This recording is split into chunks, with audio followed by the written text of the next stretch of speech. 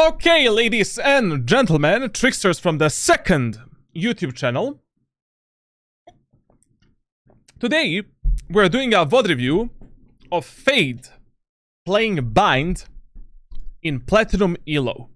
So, essentially, this is a tier 3 Discord sub. When you sub as a tier 3 on my Discord server, you have a free, guaranteed live VOD review.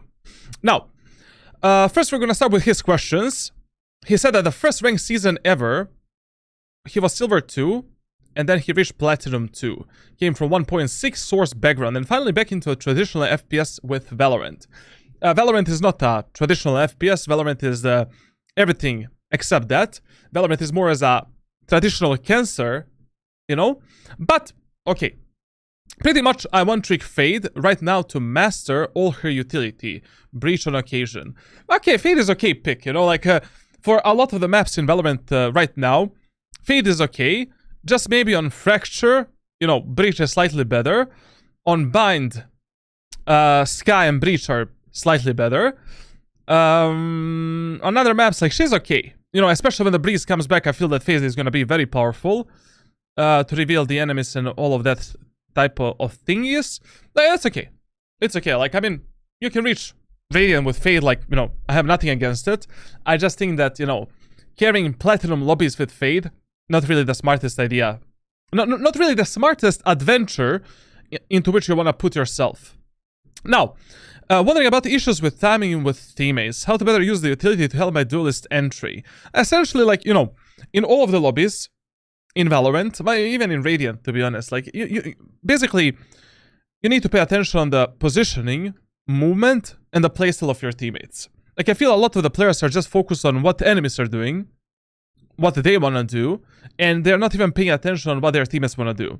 And to be honest, you know, figuring out the right timing to support your allies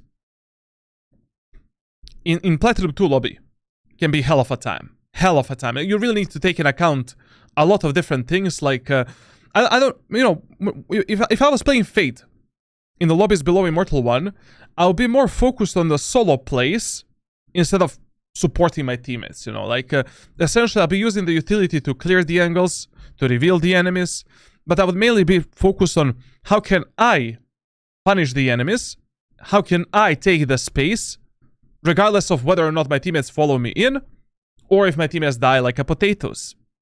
Now, tips for high sense players. I play on 1000 DPI 0.6. I'm currently doing your Ultimate Aimless playlist every day before starting ranked. Okay, that's no good, that's not bad. 1000 DPI 0.6. I mean, like, do you really need that high of a sensitivity to play Valorant? I mean, like, what the fuck? You know, let's be honest here. Like, the only reason to have this high of a sensitivity is if you really don't have any space on your desk to actually aim.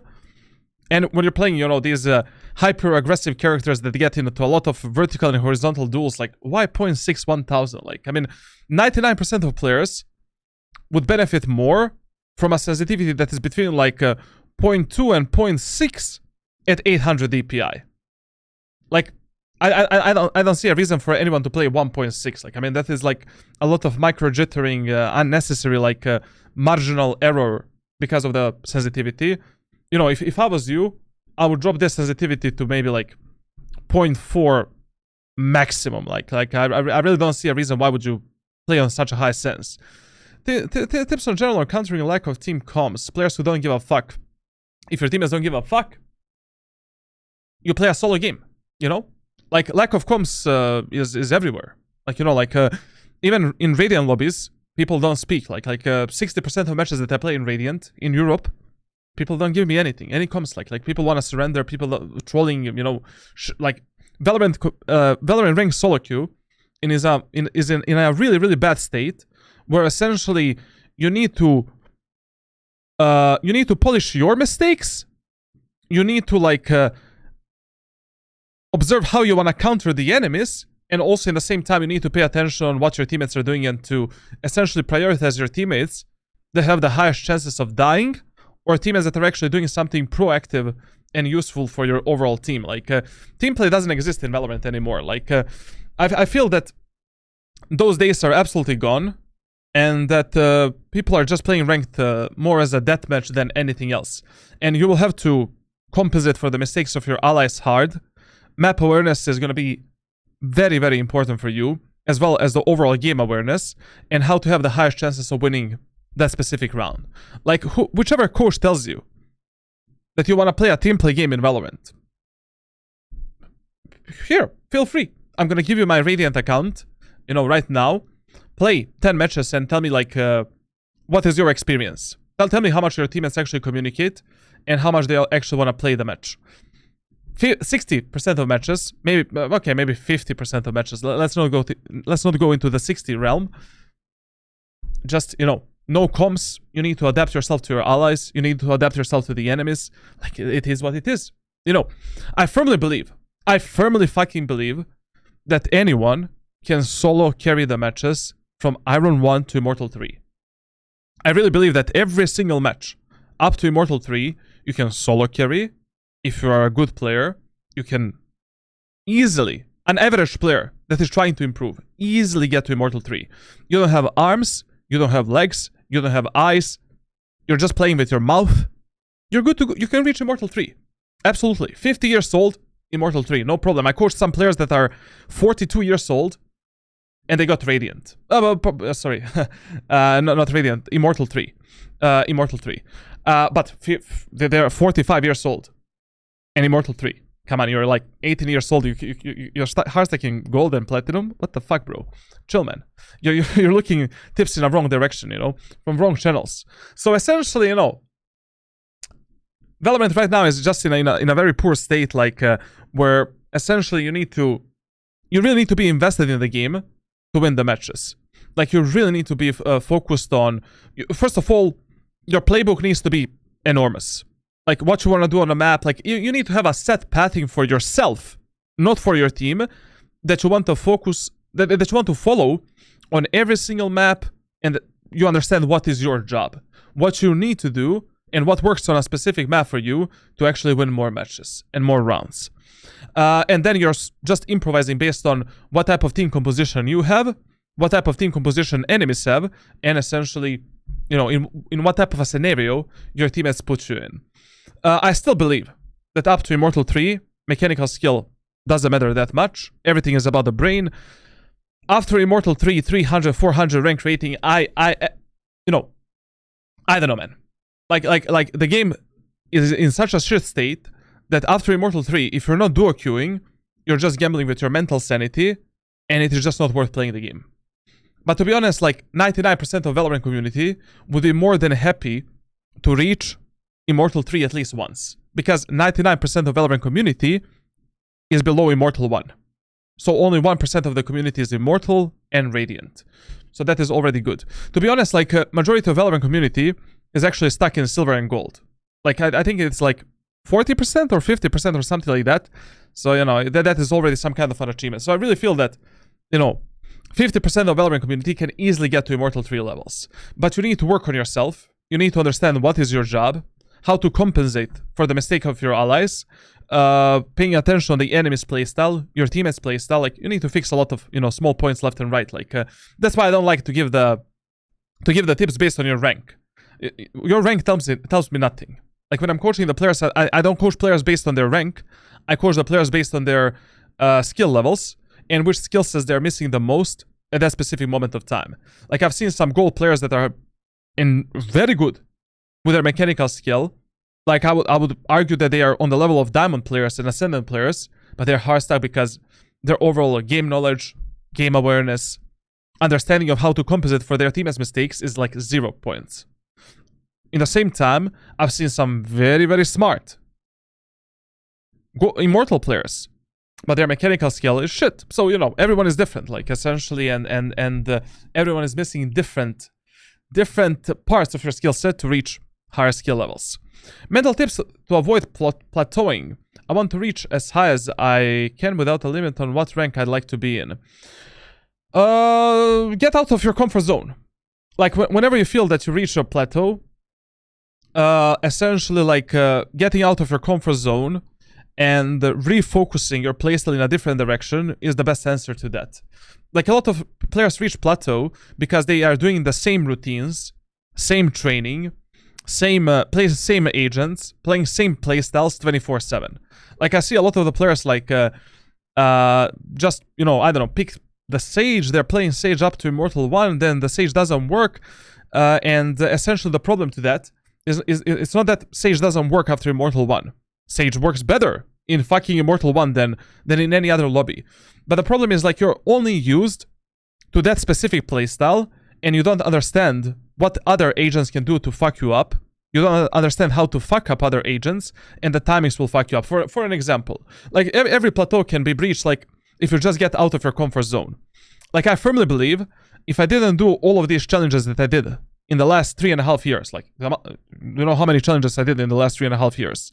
I did Iron to Radiant with Jet, with Omen, with Sova, with Astra. I did Iron to Radiant with Chamber, with I don't know. I did like I think 8 or 9 agents from Iron to Radiant. I've also reached like I also did enormous amount of challenges on different weapons that also helped me build a very versatile playstyle. And that is also one thing that I started forcing players like to do these days. Essentially doing some challenges that are going to help them out with practicing positioning, movement, different playstyles. Like I've noticed that right now, you know, even if you're spamming Jet and Omen and Raze, which are theoretically speaking the best agents to get Radiant, after Immortal 3 you will need to become a master of all weapons, and you will need to understand like what is your win condition with a specific team composition or on a specific map. Essentially, you know, the more you know in this game, the more you're gonna reach and the more you're gonna, you know, go forward. If you're hard stuck in a certain rank act, you know, like that happens for everyone. Like right now, you know, this act, my brain is fucking melting from what type of matches I've played. And that is absolutely normal. You know, some acts you're gonna play better, some acts you're gonna play worse. Like meta is always shifting, you know, like they're nerfing this, buffing that, adding this map, that map. Like for example, I'm done playing Ascent. I'm done playing Fracture. I'm done playing I don't know, Haven is boring, bro. Like all of these maps are fucking boring. To be honest, I cannot wait for Breeze to come back, for Icebox to come back. These maps, Icebox is fun. Icebox is a very fun map. And on Icebox, I had like 90% win rate in episode 6, Act 2. 90% win rate. As soon as the map got removed, my win rate went down by 10%, 5% essentially. 5% win rate down. Like, you know, and that is why in some acts, you know, you're going to perform better or worse, depending how Valorant decides to shift the meta and to shift the, like, overall state of Valorant. Like, I really feel that, you know, not having a map picking system in 2023 with 10 maps coming soon, not having the agent select system, not having the replay system in 2023, I don't know, like you know, how can I practice a certain map or a certain agent and become a master on that map if, like, every time I'm playing a fucking different map, like, I need to shift my playstyle for this team comp, for that team comp, like, overall, you know, state of the rank, like, is very RNG these days, and it's just stupid in my opinion. Like, literally, they like, I mean, I think they're scared to add a replay system because the amount of shit that you're gonna see in that replay is gonna be enormous. Like, it's gonna be same as, do you remember when you were watching the replay of, which game was it? Like, CSGO. You know, when you watch the replay of CSGO, sometimes a player kills you, even though that player is not on your screen. You know, like, because of the peeker's advantage and the netcode of the game. Like, I feel that Valorant has a worse netcode than CSGO. Like, I feel like I played CSGO a few days ago, and my shots are landing. Like, when I counter strafe, when I place my crosshair at the head, when I go for the spray, my bullets actually register, bro. Like, I couldn't imagine 10 years ago that I would say that CSGO has a better netcode than some other game. So essentially, you know, that's the answer to this question. What type of coaching practice can you recommend after the review? We'll see. We'll see. I have no idea. We'll see. Can you give me your opinion on how rank rating works? Now in Platinum I seem to get lots of losing RR and much less winning rank rating. And even if I'm duo queuing and outperforming my friend, I get less than him. We're a similar skill level and same rank. Okay. How much rank rating you're going to get is based on, I think, 5 factors. Number 1 factor is obviously whether or not you win a match. Number 2 factor is how many rounds you win in a match. Number 3 factor is essentially how much higher or lower is your hidden MMR based on the enemies. If your hidden MMR is higher than enemies, even though you have the same rank rating as the enemies, you will get less points, lose more, for an example. And how you get a higher hidden MMR, you win more matches in a row. And Valorant thinks that you're, I don't know, like Diamond or Ascendant and you're actually Platinum. Also, how much rank rating you're going to win or lose depends on your performance against the specific players in a specific match. So for example, if you die 6 times in a match against the player that is, let's say, Silver 3 and you're Platinum 1, you're going to get significantly less rank rating or lose significantly more rank rating. So individual performance actually matters, but in terms of the duels that you take against specific enemies, like it's fucking stupid system. Like literally cancer system from League of Legends. Like in League it's even better, to be honest. Like I feel that Dota 2 and Face It have the best rank. You know, you win 25, lose 25. That's it, bro. Like you know, you go up and down, and end of the you need to win. And end of the fucking story. So to be fair, the number 1 recommendation that I have for players is never grind Valorant on 1 account. That is also the mistake that I did this act. Like, you always want to grind Valorant on minimum 2 accounts simultaneously, maximum 3. 2 to 3 accounts. And switching the accounts based on how many games you win or lose, or every single match, or every 2 matches, like playing on 1 account. Trust me, there is some kind of a hidden shit because behind this system that Valorant has. Like, I can prove it 100%. 100 fucking percent. Like, I can prove that I already know in Radiant lobbies whether or not I'm gonna win or lose the match just based on the rank rating and hidden MMR. And it is fucking retarded. And I feel the more you play within a day, the more Valorant wants to balance you out and to get you onto 50% or below negative win rate.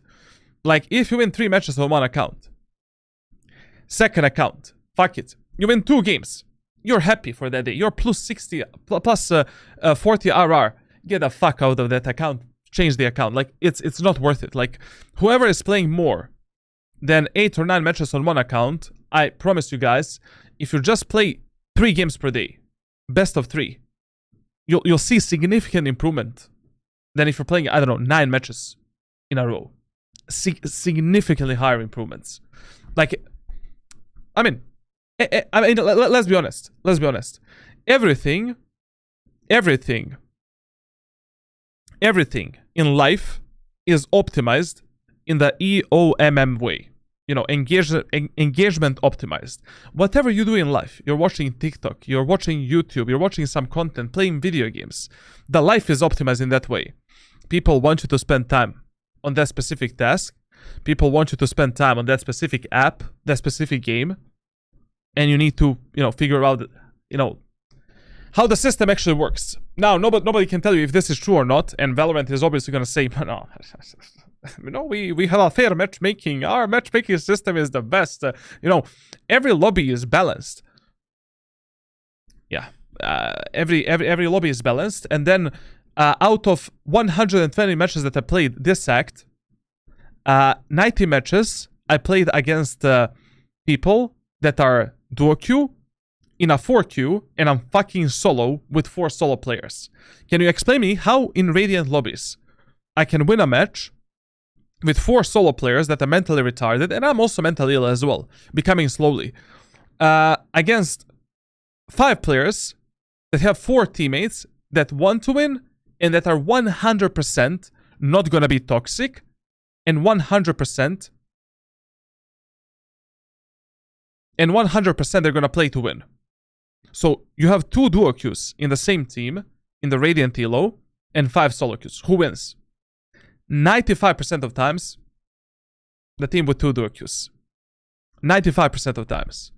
Like, that is why in Valorant we also need a solo queue system, flex queue. Like, there's a lot of problems with this game. Like, I'm thinking more and more to just to focus myself on content, to be honest. Like, instead of playing Valorant. I mean, I got Radiant 20 times. Like, literally, there's no point anymore. There's no point. Like, I'm playing for a fucking icon as well. You know, the only reason for someone to buy coaching, or the only reason for someone to actually play this game, is if you never got Radiant and you want to be a pro player. And your path is very clear. You get Radiant once, just to have the icon, just to prove yourself as an individual. And after that, you're playing ranked for fun, to practice, to keep yourself in the game. And essentially, you never want to reach Radiant again. Focus on your esports career, build a team, play the premier mode, play the tournaments, play this, play that. Ranked solo queue should not even concern you. Literally. Like, that is how bad the ranked is these days. Especially in every region that is not North America. Now, why don't you go pro? Because this game is very boring for me to be played. Like, also on a professional level, like, Valorant is much more boring than any other FPS game that I played. And essentially, like, and also it is not worth it. Like, it's not worth it. Like, essentially, you go pro, only like around 2% of players get a recognition and get some kind of a following, and 98% of players just, you know, fall down to history. Like, look at, for example, Zomps, and look for example, Zomps. Zomps is the best example. Like, Zomps played for the Sentinels. How many viewers, you know, when he was playing for the Sentinels, he was getting like 2,000, 3,000 viewers on stream, for example, and videos as well. Like, now 200, 300, 150, nobody gives a shit about him anymore. So essentially, you know, it's not worth it. Like, the only reason to go pro in some game is if you really enjoy playing that game, number one.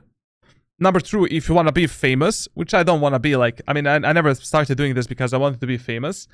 And if you want to make some quick bucks, but even, you know, if you're not playing in a tier 1 teams, you are not going to earn that much money. Like, tier 2, tier 3 is nothing. Like, it's like 200 euros, 500 euros, like, you know.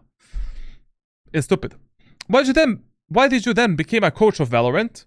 Because this is very fun. The only thing that I enjoy in Valorant is coaching players. Actually improving you guys. No, like, your mental health is not my concern. You know, you're definitely gonna lose a few brain cells left and right, trying to get Radiant. But if you actually enjoy the game and you love playing it and you want to get better, cool. Like this is really fun for me. Like, reviewing the VODs, improving the players, looking the players grow as individuals, like, that's fucking fun. Do you have a regular job? No, I live from this. I live from coaching players. Like, I coach 2 to 3 to 4 players on a daily basis. You know? Like, if I was just if I was just doing Twitch, and if I was doing YouTube and TikTok and that shit, I probably would have quit a long time ago, to be honest. Like, you know, because, you know, like, it gets boring after some time. Especially when you stick to one game for such a long time. Like, it's just, oof, such a bad experience. You get like 500 in 6 to 9 months, disbanding teams like every month or 3 LMAO. Yeah, I know. Seeing someone in coach go from bronze to immortal has to be the best feeling ever. That's my still. Yeah, like, for example, you know, when I coached Wuhu Jin, like, when I coached some of the current public coaches that I cannot say who, and I had like 40 players that went from like bronze to radiant, bronze, silver, and gold to radiant. Not 40, okay. I think it's 26. That's the current number. And bro, like, when you see that type of shit, like, that's a good feeling, you know. Like, this guy is now on my level, and this guy was fucking shit 9 to 10 months ago. So that's cool, you know. I like that feeling. Like, I mean, I was a personal coach in real life as well. Like I was doing a professional bodybuilding, and the best feeling is, you know, like seeing your students, clients, your friends, like actually, you know, go higher in life, whatever the fuck is that field that you're trying to improve them at. Now, hope the face cam is fine as I'm a no-name streamer, but it will let you see if I'm looking at minimap, etc. Okay, thanks for the input. Okay, let's see what we have here. Platinum Fade, 212 matches. Okay, we're putting in the grind, we're putting in the work. Okay, very decent amount of games. Like, generally speaking, I highly recommend you guys, like, if you truly want to improve at Valorant, you need to invest minimum of 3 games per day. Like, that is the bare minimum, and the maximum is like 9. Like, I would never play more than 9 matches in one day. Like, that is a suicide. For your mental health, for your time, if you already want to play more than 9 matches, play 9 games, and then invest the rest of your time into VOD reviewing, aim training, playing some other games, like anything. Like, 9 games in Valorant is already too much. And I would never recommend you to play 9 matches in a row. Play 3 games, make 1 hour break. 3 games, 1 hour break. 3 games, 1 hour break. Like, playing 9 matches in a row, you won't give enough shit to actually win the games. Now, my friend Chef here has some very good ADR. I like the damage per round. I like the KD as well. I like the headshot percentage. For a platinum player, this is like very good. Very good. Very good. Let's see his improvement. So gold 1 and platinum 2. So he started last act.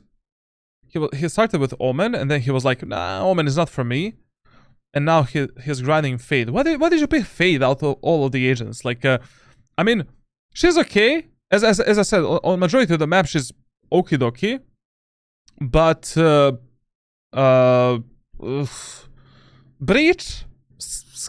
Breach? You know? Like, isn't it easier to just stomp the people with the Breach and the Pop Flash and the Stun in these lobbies? I don't know, when I'm playing below Immortal 3, I just feel that you Pop Flash, you stun, you take a kill. Like, people are making more mistakes when it comes to positioning and movement. Like, it's easier to capitalize on kills based on your utility, but okay. Even Gecko, I feel the Gecko is actually an amazing agent to go from Iron 1 to Immortal 1. Like, Gecko is actually really good because of the clutch potential and because of lack of mechanical skill of the players below Immortal 1. What is your win rate on the maps? Split the highest. Okay, I mean, Fade can work on Split. Like, on Split above Fade, I would definitely play like Sky or Breach. You know? Probably Breach in your elo. On Ascent, Fade is fine. You know, you can make Fade work on Ascent, and she's good.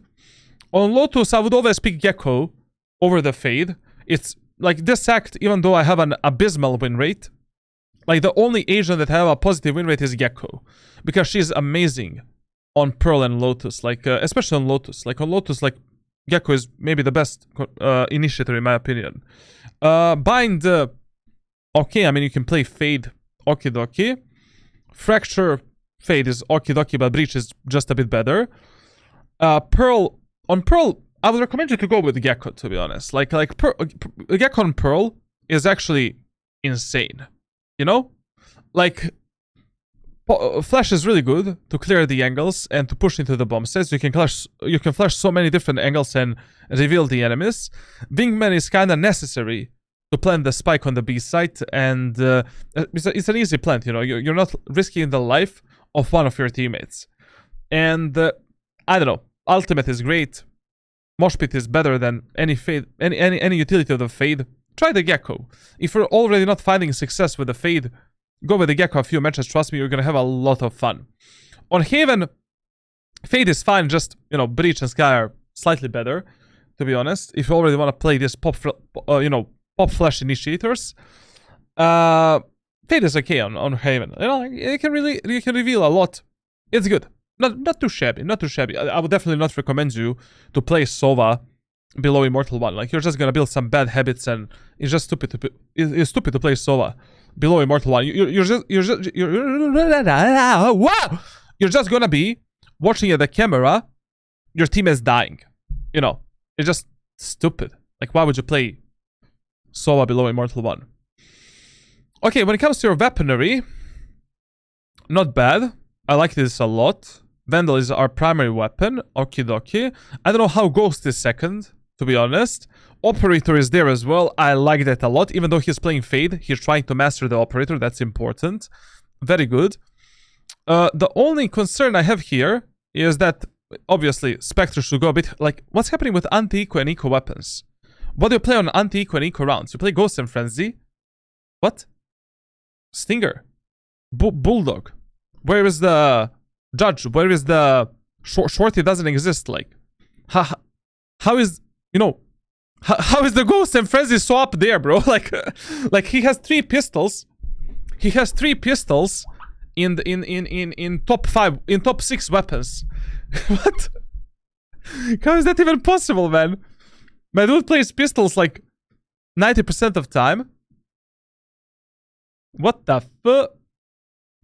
Okay, let's see what he's doing on Fade on Bind. Bind, Baba Booey. Especially like, especially on the map such as Bind. I mean, literally on a defender's side, you can win 80% of your matches if you just play Shorty and Judge and Operator. Like everything that you need for the elos below Immortal 1, Shorty, Judge, Operator, nothing else. It doesn't matter which agent you're playing. Just master these 3 weapons, you'll win 8 out of 12 rounds. If you understand how to abuse them and, you know, reading the enemy's playstyle. Like, there's no reason to even touch a Vandal or Phantom. Okay. Let's see what he's doing. Let's change our crosshair to Cyan. Cyan.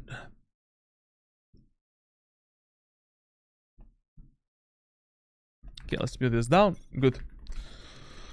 Bam. Okay, let's see what they do. So, we're starting on a defender side. Listen, this classic pistol shorty strategy on Bind, I cannot recommend you with a Fade.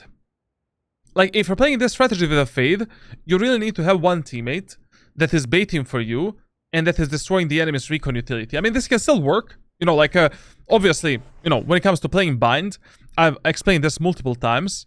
Basically, on this map, B site is your default site. So it is the side that you want to play when you have no idea where the enemies are going to go next. And essentially, you know, if you're not reading the game or if you lose an enormous amount of rounds on B, just play B. B is, statistically speaking, the hardest bomb set to be reticked and the easiest bomb sets to play the post split. Like, your chances of losing a post split on B side is slightly below 30%. Like, which is very low. So essentially, prioritize the B set, especially in the first round. In the first round, I would always recommend you to play 3 players B and play 2 players on A and just play the retake of the A side. It's much easier.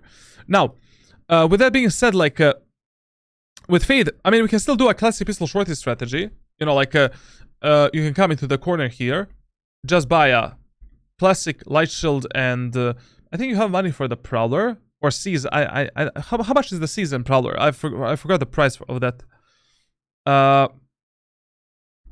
The Prowler is 200, 250. You will have money for nothing, actually. You'll have money for nothing, bro. Okay. Then, when you're playing this strategy with Fade, you know, fuck the light shield. Fuck the light shield. Just go for the classic. Go for the classic, go for the shorty in the first round, and then you will have money for... I would buy actually the Prowler. I wouldn't buy the Seas. I would always prioritize the Prowler with the Fade. Prowler 250, 500, and you have money for the Seas as well. If you buy a shorty, right? 3, 5... Yeah, you can buy both, actually. You can buy both. That's great, actually. That's great. Just when you're playing this strategy with Fade, you need someone to bait for you. You need someone that is actually jiggle picking this angle, that is destroying the utility for you, and that's it. You cannot just sit here and be like, you know, pray to God that you're gonna survive enemies, whatever the fuck it is. Okay, we can do this strategy.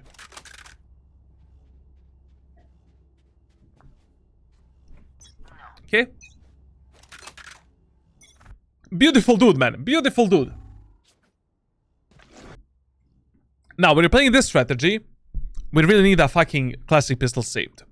I mean, yeah, we can go for the retake, even with the shorty. I mean, if you're going for the retake on the A side with the shorty, you can just basically go choose this type of a pathing and fuck up the enemies in the lamps. But it's a bit better to go with a, you know, save the classic pistol. Nothing be long. Okay, this is instant rotation. Okay, number one rule when you're playing the first round on the defender side of Valorant. In the first round, you always want to do a fast rotation. Because 99% of times, players will just call out, hey guys, let's push A fast, let's push B fast, and that's it. Like essentially, in the first round, no matter which map you're playing, either go for the fast rotation or for the fast lurk and flank. But most of the times, I would just go for a fast rotation through the CT, and that's it, to prioritize playing with my teammates on the refrag potential. So pick up the classic as soon as you see some contact with the enemies and fuck it. Like don't let these two guys die like potatoes. Spike planted. Enemy spotted A. Yeah.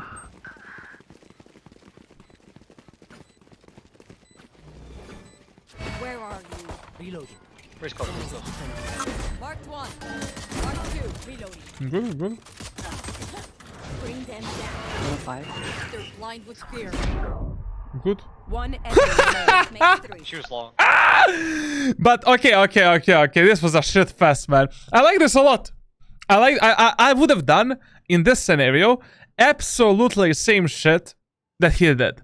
The only difference here that I would have done is jumping a bit more with a shorty to fuck up the enemy's crosshair placement. You know, like essentially the main power of the shotguns, I mean one of the main powers, is you know, you're almost fully accurate while you're in the air. So essentially, you know, here when he went for the reveal, great. Just a second. Great reveal, very good, like to reveal the close angles. You know, raise is here, bam, I kill the raise. Bam, I do the seize towards there. And now, you know, if I think the enemy is there, bam, bam. If I think the enemy is here, bam, bam. Like, jump a bit more because, you know, there's the whole power of the shotguns. Like, you're quite accurate in the air and you abuse that. And here, when you kill this guy, insta goes in the hands because, you know, if you think you're gonna kill the last guy with a shorty, I mean, we can be optimistic. Maybe, I don't know what's gonna happen, but you're 2 versus 1, why would you risk the round? We'll catch them.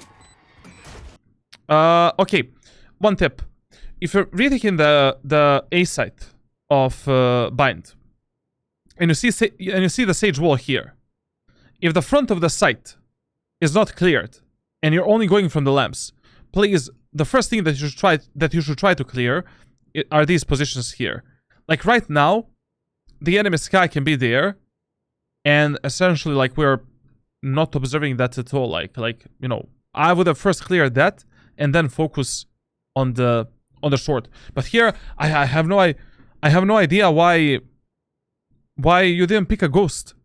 Like, I mean, yeah, like we can win this round with a shorty somehow. I don't know what's gonna happen, but pick a ghost, go for a half diffuse bait. You know, like play normal.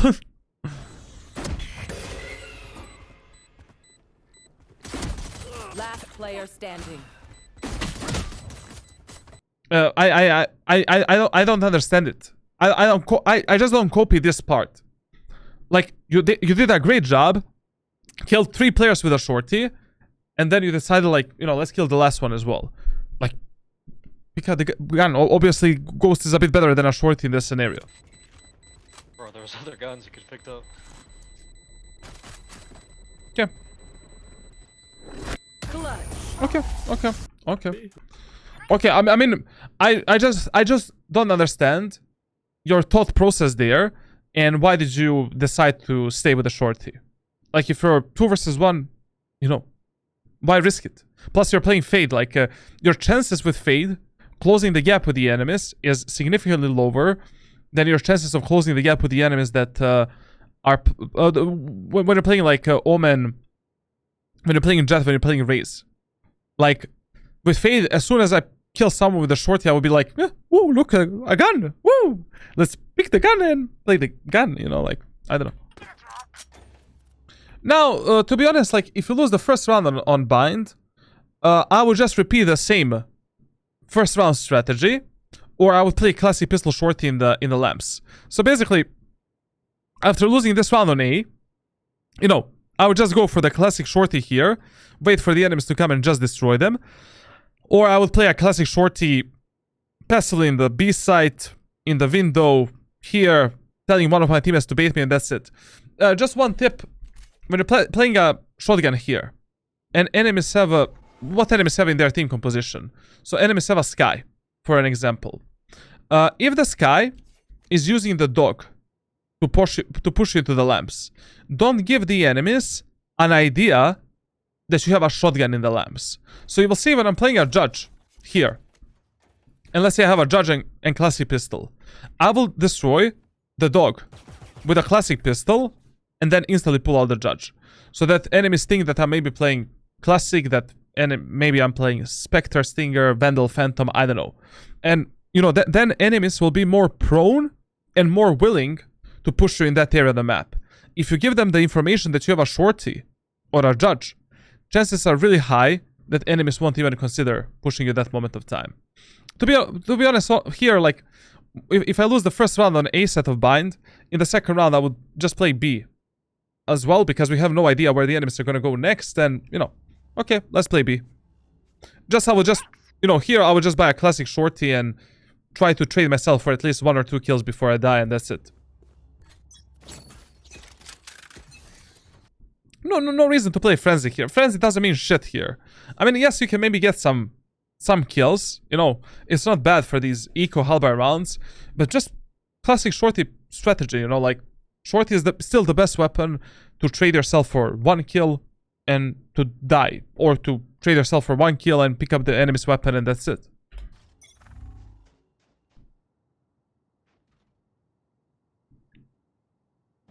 Nothing below. You see here, like right now. At least 2. Never mind. Could be walking up. Okay, they're going A. How did Raze got a kill with a class? What? Oh. Listen, if you're going for a flank here, I would heavily recommend you to shift. Bind is a very, very small map, you know, when it comes to these.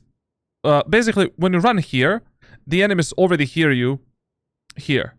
Like, if you're going for the flanks and lurks on bind, unless you're 100% certain that no one is in this range, you can run from this position to this position, and then you need to shift like this. But if you have no idea whether or not the enemies can be here, walk all the way through.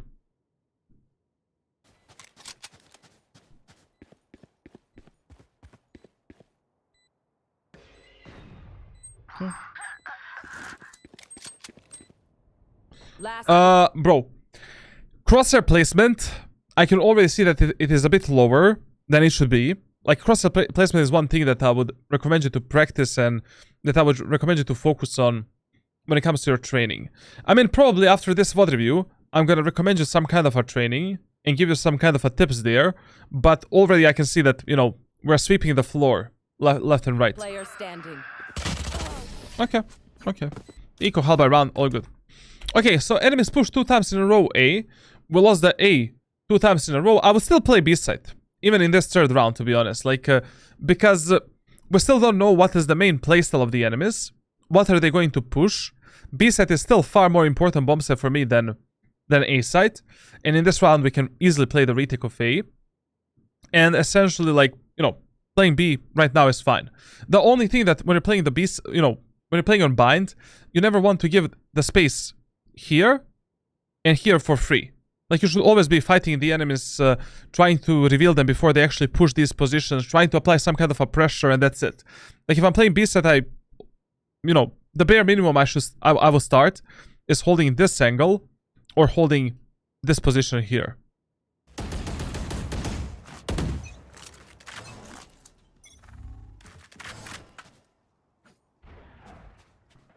Balkuka. How you held that angle, that's fine. Like, I mean, like, okay, you can do that. You can do that. Like, basically, You can hold this angle. Like this. You can hold it. Like this. You can even hold it like this. And try to get the kill. And again, then reposition like... It's okay. Fine.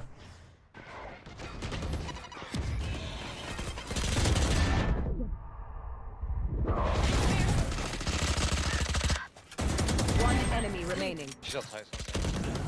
Okay, good. Good. Now, this round, he didn't make any mistake or anything, but I just wanna, like, teach you something based on the enemy's push. Like, there is not a single moment of fucking time in your gameplay on Bind where you say to your teammates, hey guys, let's do a 5-man push through the window. Like, pushing through the window onto the B set only. Most of the times, it is the suicide. Window is the lurking and splitting area of the map. Like, performing this push successfully without the guarding control and long control is hell of a time.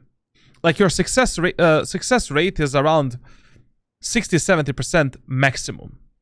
So essentially, like 60-70% of times you're gonna just fail, just die, that's it. Like, if you already want to do a 5-man push onto the B site, it needs to be performed through the B long area of the map. It is far more consistent, easier. This area of the map is much more important than the actual window control. I mean, when you're pushing B site, you can just smoke the window, smoke the CT, smoke the elbow if you're playing Brimstone, and that's it. Like, if the enemies want to peek you from the window, they need to drop down. They're very easy targets for you. Like, but if you don't have a guard and control, like, dropping from the window is not something you want to do. Okay, good round. In this round, it is very, very good that we are playing on the A site. So, based on the previous round, what we can apply right now is the rule of fear. We demolish the enemy's push on the B site.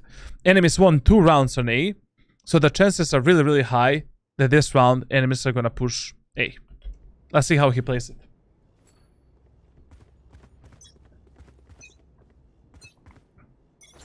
I'll find you. Okay. One thing that I would recommend you, if you're deploying some kind of an eye here to reveal the enemies in the A short of Bind, don't deploy the eye in the first 2 seconds. Like, essentially, it's not worth it.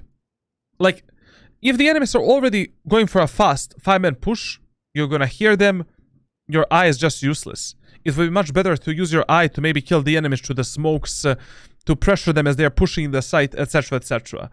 But if you have no contact with the enemies for like 2 or 3 seconds, after the round starts, deploy the eye to get the information, or pressure the enemies backwards, and that's it.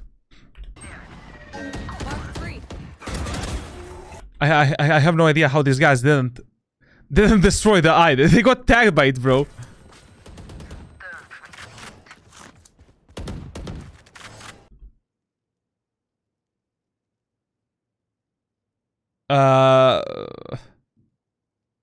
We revealed 3 enemies pushing. We revealed 3 enemies pushing A short, and we decided to go all the way back into CT. But obviously bad. Like, what? I mean, if you already revealed 3 enemies on A short, enemies are pushing your teammates. Wait for a good moment of time to deploy the Cs, to use the prowlers to pressure the enemies. Why did you leave the lamb's position? Like, in this scenario, I would just be... Just a second. We need to travel to the A side. So, okay, we reveal 3 enemies. We pressure them a bit. Now, as they're pushing, I'll be jiggle peeking this angle, trying to pressure them. If the enemies are pushing in and they're getting a fight with my teammates, bam, C is there, using the prowlers to fight the enemies together with my teammates. Like, why do I sell the map control to the enemies? Yes, we have numbers advantage. We are like 5 versus 4 now, but still, like, you know, you don't know if this Cypher is gonna be fighting more. You don't know if this Reyna is gonna be fighting more on the A short. Right now, you lost every refrag potential and every potential to support your teammates. For what? Plus, you lost the you lost the control of the lamps. Smoke's down. We'll catch them. No And now we're retaking the control of the lamp. charges. They cannot be here. Go back, go back. Go back, go back. The anchor cipher. Yep, yep. Well, one thing that I need to recommend you instantly is like, especially on bind, you should keep the shorty as a secondary weapon. I mean, just look at your first round. Like this weapon is so it's stupid. How easy it is to trade yourself for maybe 1 or 2 kills. Like just enemies are pushing in the lamps, pull out the shorty, kill the enemy. Like especially in the lobbies below Immortal 3, where players' reaction time is 0. Just buy the shorty. You smoke? Enemy spotted B. Oh, no, no. Reloading. Spike planted. You're done. Still in sight. Where are we? This reveal here was an absolute waste. Like, essentially, when you're going for the retake with a fade, like, wait for the enemy's utility to go down, wait for your teammates to get ready to fight the enemies, and that's it. Like, this, reveal that you did, maybe it will pressure the enemies a bit backwards to fight you right now here, but you want to fight them. There's quite literally 5 of you guys holding one angle. If an enemy peeks you from the elbow, he should be dead. Should be dead. I don't know if he's gonna be dead. But this reveal is huge for us to retake the site. I mean, even without any lineups, if you just deploy this reveal here, for an example, like it doesn't need to be a lineup. Like just randomly do it, like this. Bam. I quite literally cleared enormous amount of angles. Like it doesn't need to be a lineup as well. Like you can just drop it there. Bam. That's it.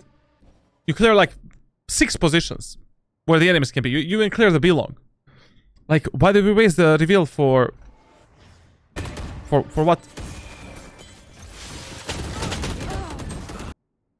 And also, after this is where you need to play a bit smarter.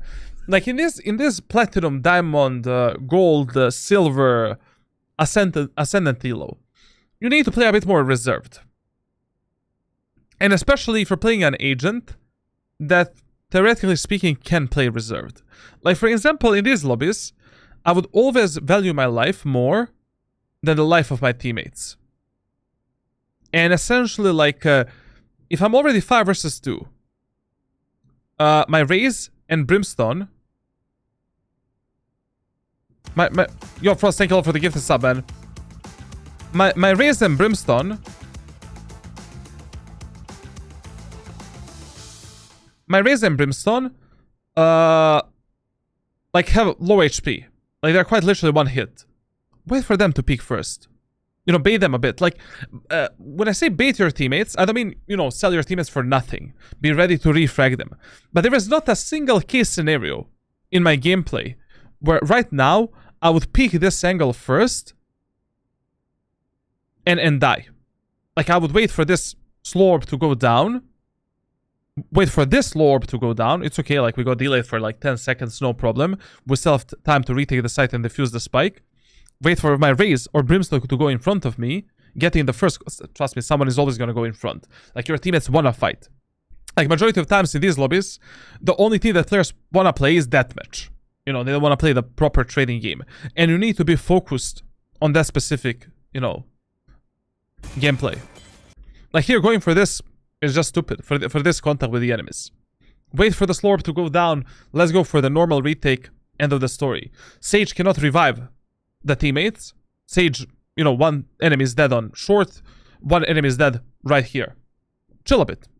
Take more time. Like, essentially, as long as you have like 20 to 30 seconds to defuse the spike, you have time to retake the site.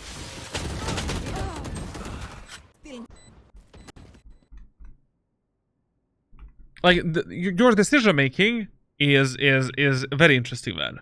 Very interesting. Like in that first round, not going for the ghost and staying with the short till like I mean, I don't know what you're trying to do, you know, like, it's not, you know, shorty is a good weapon, but not that good of a weapon.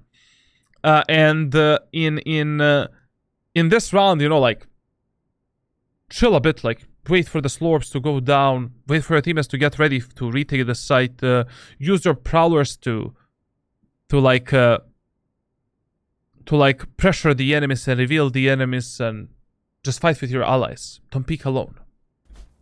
Yeah. Negative buy Cypher. Thanks. Thank you. I'll hunt down Sky. I thought it is the Odin time. To be honest, like, in this round, I would have also played the B site. I'm not gonna lie, because generally speaking, you know, your chances of retaking B on bind is like very low. Like, it's like 20% maximum. And essentially, like, you know, since the enemies pushed the A site in the previous round and won on B, I would be pre-assuming that enemies are gonna push the B site as well. Very good that we're not starting passively. Okay. Now this is exactly where you need to turn on your brain cells and where you need to, you know, think like what type of playstyle enemies are playing and how they primarily play. Like, enemies primarily play as 5 together. And in the last round, the only reason they rotated was because your Reyna or Cypher got a kill on A short. So if I already noticed in the first 4 rounds that enemies are only playing as 5 together and pushing as fast as, like, the callouts are, you know, guys, let's push A, let's push B, and that's it. There's no in-depth strategies. If I'm playing B side, my rotation is imminent. Like, essentially right now, I'm already rotating towards the A side. As soon as the enemies destroy the tripwire, and I'm leaving my Brimstone, and I'm leaving my Raze on the site. Like, it's absolutely fine. Camera taken out. Enemy spotted A. Like, essentially, when you're playing the first 4 rounds in Valorant, the whole point of the first 4 rounds is to realize how good or bad your teammates actually are, and to realize what type of playstyle enemies play. In the first 4 rounds, if you don't get any information about your teammates, or any information about the enemies, you're either autopiloting, which is bad, or you've done horrible reads. Like, you didn't even invest yourself like 1 bit into the game. I'm bugged. Have they pushed on? Yeah, fine. They're planning. Like, in this round, I would have already been close to the Cypher, instead of, you know, where he is right now. Spike Good luck, planted. Nice. Do we have any heals on this team? Bomb buddy out. Nope. Backside. Enemy. Walking up I heaven. don't know how I got there. Listen, there is no point walking, you know, in this area of the map, if enemies are already on the site, enemies know that you're going for a retake, and enemies already know that Reyna is there, Brim is here, Raze, like, essentially, why would we keep our location a secret? You know, it doesn't matter. Like, just go help your teammates out.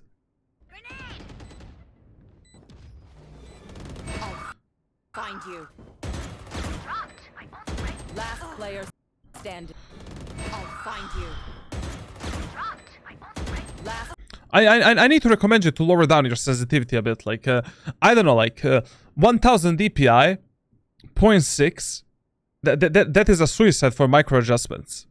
Like, that's okay for flicking, you know, but every other aspect of your mechanical skill is gonna suffer a lot. Like, you need to be a very exceptional player in order to control this type of a sensitivity. Like, very, very, very exceptional player. Like, I would much rather recommend you to go on something like 1000.4 or something like that, like 40% lower, 30% essentially. Now, one quick tip here: when you're going for a retake with a fade, usually it is like, if you're retaking the A set of bind with a fade, 90% of times it is better for you to prioritize the retake through the lamps, because you're a very, very, very useful character to take the control of the lamps. Like, essentially, only maybe 10% of times you should be going from tower if you're maybe playing operator, or if I don't know, like whatever, like literally if all 4 of your teammates are already here, like maybe, I don't know. But 90% of times, you should just be focused on doing a reveal for the site, you know, on top of this box there, doing a prowler like this, then doing a prowler onto the site or onto the short, and that's it. I would prefer labs, but I thought I saw 2 of us there already. So what? You know, so what if there's 2 of your teammates? How are you certain that your teammates are gonna take the control of the labs? That they're not going to die? You know? Like, support your allies. I mean, the whole point of you playing Fade is exactly that. Supporting your teammates that are gonna get the first contact with the enemies and being there for them. Like, you know, if you were playing, if you were playing Jet, it's fine, you know. Go onto the tower, you know, try to get a duel with the dash ability. From this position, you can dash here with the smoke, bam, apply the pressure, etc., etc. But, you know, if the enemies are just hiding and your teammates are going in, you need to drop down, we need to destroy the wall, and all of that shit.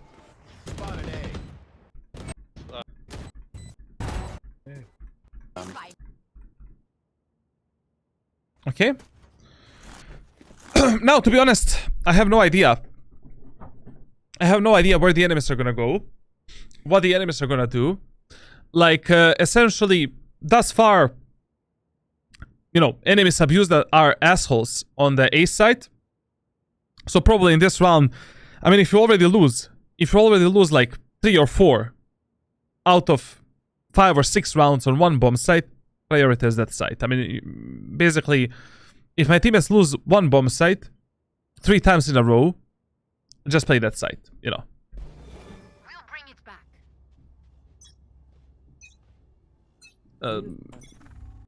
Same story here as well.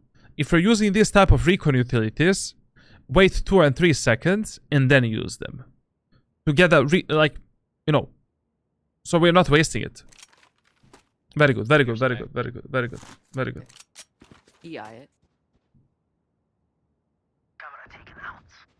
I'm gonna rotate you guys. This angle I don't like with a judge.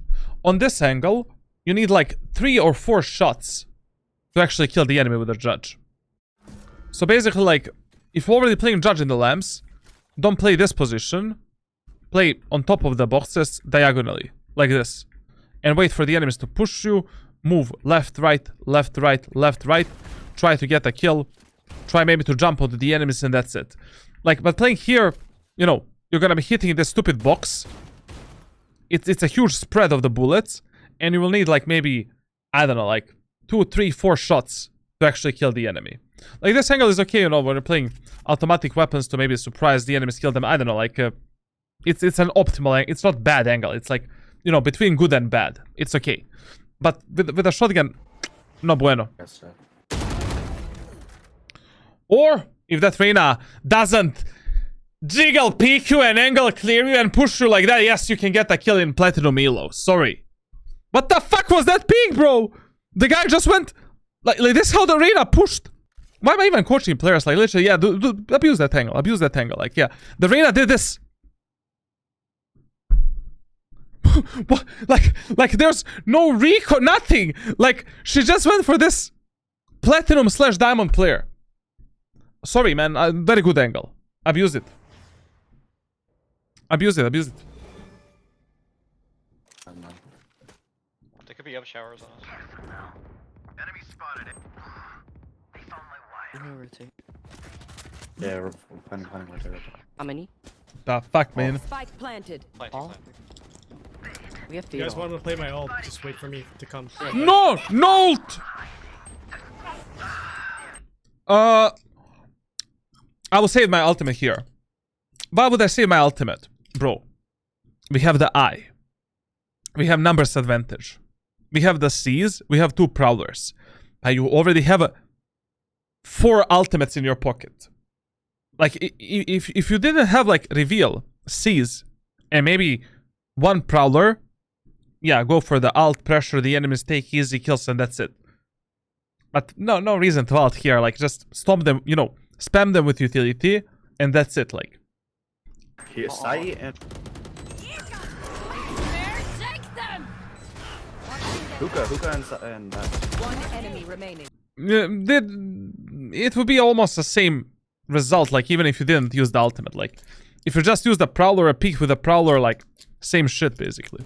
man. Last player Short, standing. short, short. Yo, Acid! Welcome to stream, baby! Thank you for the tier 3 sub, baba! 64. They're blind You with started deep. no charges. Bonjour, daddy. Okay. Very good, very good, very good. Very, very, very, very, very, very, very nice. Very nice. Listen.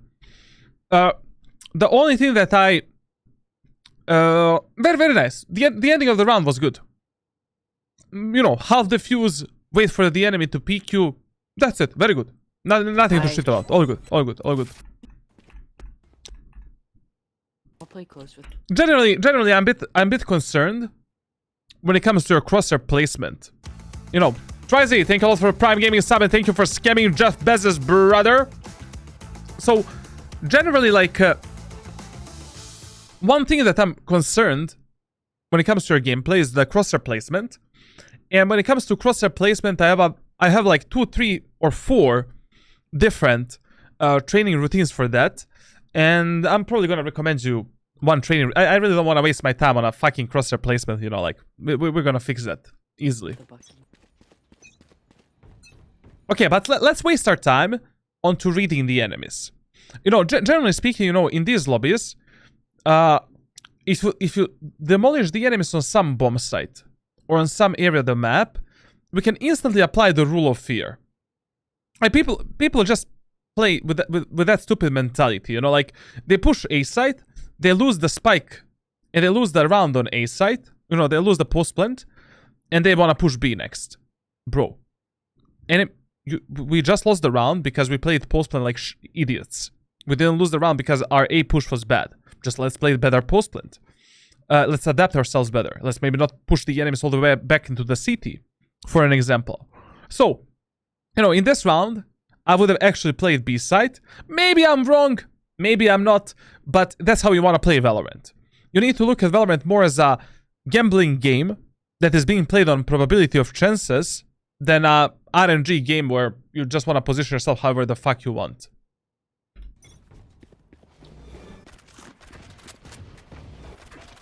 Round save. Bring them down. Where are This time, I would have been wrong, obviously, but essentially, you know, if you're following a certain patterns and a certain, like, mentality of solo queue players, it is a better way to reading the enemies than if you're not following anything at all.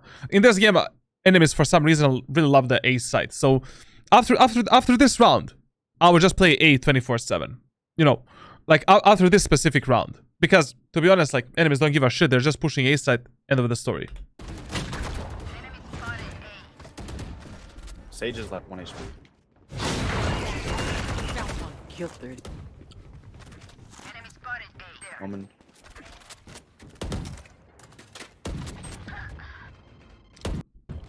Yeah.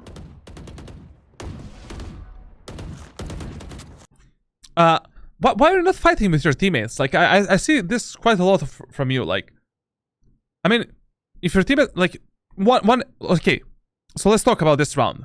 So, we know we have a lot of information here. One enemy teleported through the TP.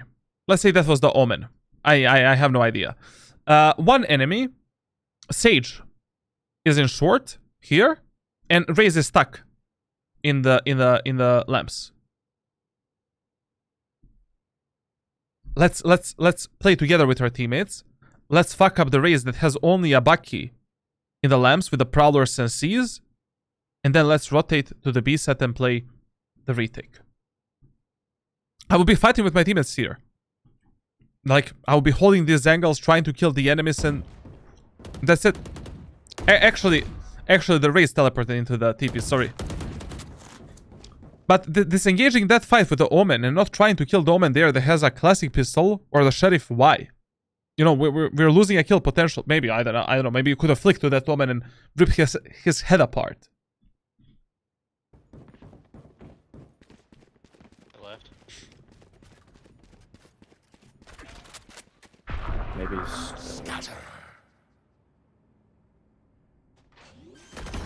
Enemy down. Okay. Planting, planting. Good kill. That was a good kill. An Spike elbow, I'm gonna planted. throw an eye through. Very good idea. I like the idea here a lot. Someone's playing. Just a final note here when it comes to your mechanical skill. Lower sensitivity for now. And the cross replacement is terrible. Absolutely terrible. I'll find you. Marked one. Very good reveal. I like that. I like that a lot. One enemy remaining. And also, like, I feel that you're driving around the corners quite a lot without valid information for yourself. I mean, let's be honest. You have no idea where is the raise. I don't know where's the raise. Raise can be on any position, holding any angle right now. She can be elbow as well, maybe. Who knows? You know, like she's the first guy that actually used the teleporter. We need to jiggle pick this angle Marked one. right here. We need to jiggle pick this angle right here. This angle. We need to jiggle pick the window because maybe she's stuck there waiting for you with the sheriff. Try to cut the angles a bit more, man. If you already have zero information about the enemies playing that specific position. One enemy remaining. On site. Nice. Okay. Reloading.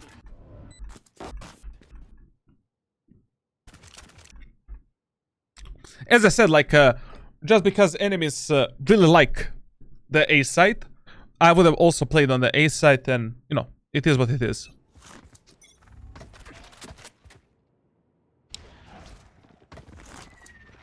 Another B long. Pretty sure. Spike down A. 80 on Omen. Also shower. You need to pressure the enemies more with your utility, you know, like, in order to allow your teammates to live a bit happier life and to delay the enemies' pushes a bit. Like here, for an example, you're playing way too passively. B long. Pretty sure. Like, in this example, I would still be using one of my prowlers in order to help my Reyna potentially get a kill and applying potential pressure onto the enemies. And if I lose already the lamp's control because of the Sky Dog, I would try to retake that control as soon as possible so that my Reyna can potentially get a kill on the bomb site. And, you know, also with Fade, you have a lot of cheesy plays that you can do on Bind as well. Like, I mean, that is another thing that you should try to do. Like, for example, if what you can do, like, if enemies are abusing you on the A site, you can simply buy the fucking Odin, you know, playing the lamps, enemies are pushing you, you can do a reveal. Here, Where are you? I mean, you can do some shit like that. Or enemy Raze and Jet are always dashing and satcheling there. Just recon here. Take easy kills. Also on the B side, for an example, like we have this stupid window area of the map, whatever. Like, I think there's a lineup for this. I just forgot it. Where you can drop this through here. I'll find you. Where are you? Where are you? Bro, what is the lineup for this, man? I mean, I'm just doing it randomly, obviously, right now, but... I'll find you. Where are you? I'll find you. It needs to be lower. I'll find you. Perfect. Where are you? I'll find you. Whatever. You can obviously spam this wall here, kill the enemies there, blah blah blah. Spike down A. 80 on Omen. Also shower. Spike in the tower. Bring them Yeah, down. I saw Raze. I saw. One enemy remaining. Where's last? She was like pushed I'll out. a little find bit. you. I saw her. On site. Okay. Hello. Okay.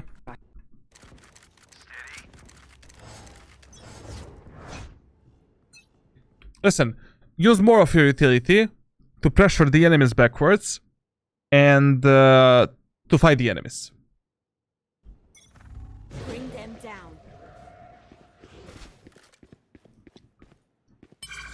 Down. Bring them. if you want to use the Prowler for the showers, make sure to start your Prowler like at the edge here. If you start it a bit earlier, Prowler won't have the vision to hunt the enemies that are here. So basically, if you already want to do Prowler, do it like this. And you see, now we have the range to clear that angle and also to hunt this enemy here. If you do the Prowler like this, you know, if I go for the orb, one enemy can be hiding there, waiting for me to pick up the orb. Bam. You're fucking dead. Like, just, you know, take your time, get to this position, do the Prowler. Ah, I fucked it up. Do the Prowler, clear that angle on the right, and that's it, like. Bam. Down.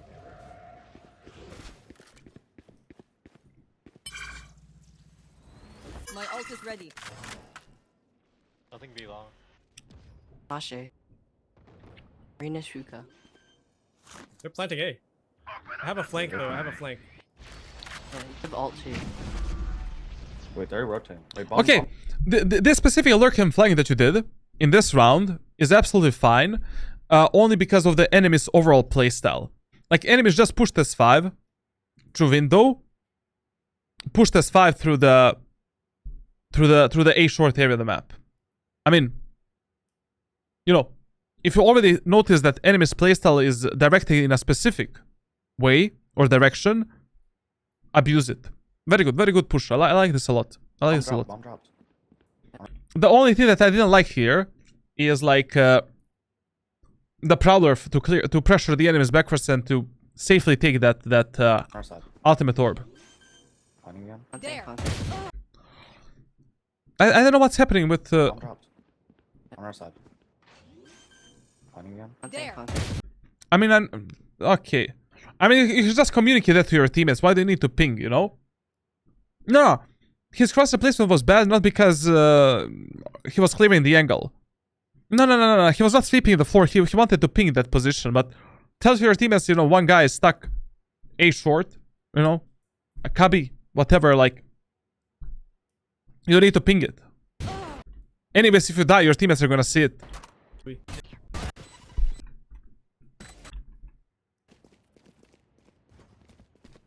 Searching some coins on the floor, what?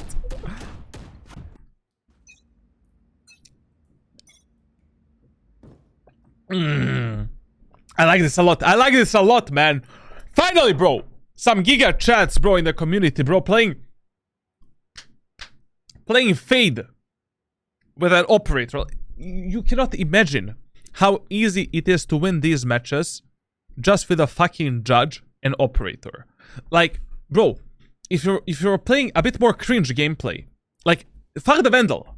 You know, you see that enemies are pushing you here with the Sky Dog. Judge, heavy shield, get a frenzy or sheriff, destroy the Sky Dog, take the judge out. 2-3 kills, easy. You want to pressure the enemies on short, no problem. Let's use a reveal, bam, let's kill that guy. Let's use the prowlers, kill the rest of the enemy team.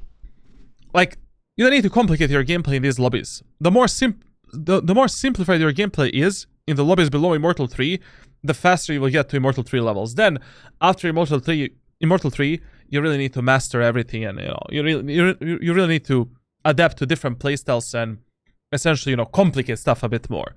Also, get a fucking Odin. Fuck it. Why not? Enemies pushing, bam, bam. Easy kills. Some be long too. Yeah, they're gonna push this. Raze is gonna definitely need. Yeah. Launching smoke. But by the way, side note, I also would have played the A site because enemies were more keen towards pushing A than pushing B. Absolutely fine. I would have done the same mistake. I mean, not a mistake, like the same gamble.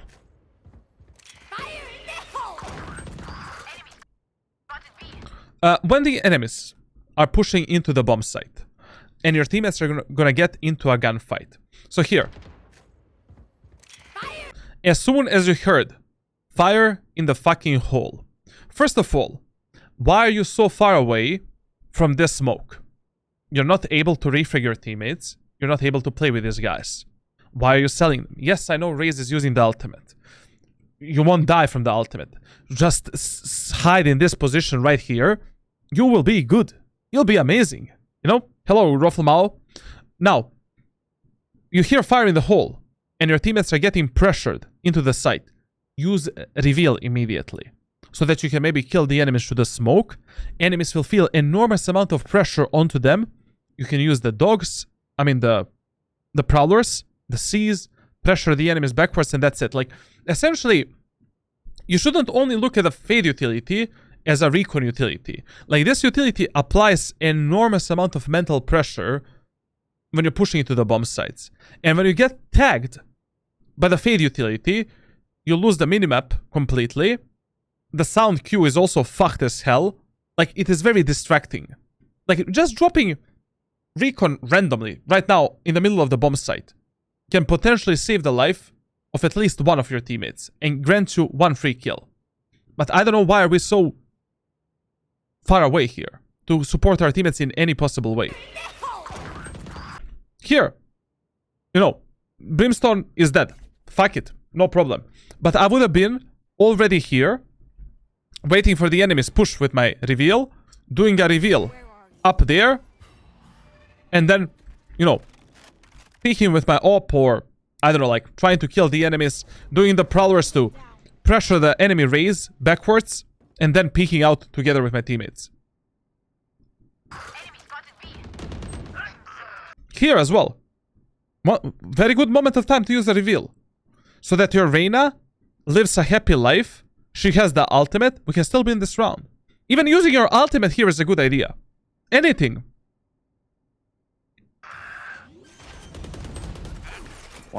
And instead of that, we lost the Reyna in the process. 20 Reyna dismissed.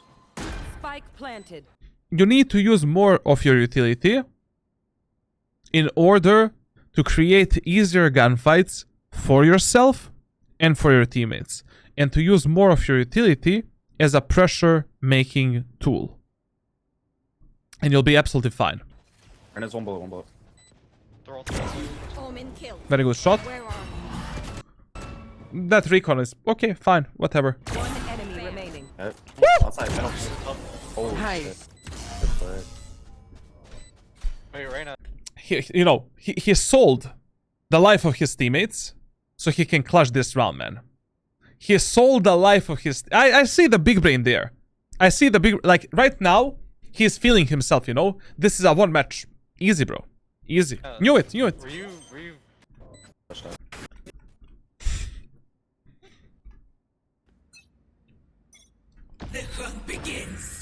Generally, one advice that I would give you when you're holding this angle. So, when you're playing from the tower and holding the short with the operator, I would recommend you to only hold the top from here, and when you think that enemies are pushing down there, to peek them and take a kill. So if enemy doesn't peek you up there, then go for this and try to get a kill. But 90% of times, one enemy at least will be pushing from the boxes. 90% of times. And you will get a free kill, and you don't need to observe two angles in the same time and to do some stupid flicks. You can just kill this guy there, or you can potentially surprise the enemies that are pushing through the short with the peeker's advantage and all of that shit. Maybe they're not looking at tower at that moment of time. Bam. Oh, yeah. Skydogs, smokes, render, pushing from showers. Where are you?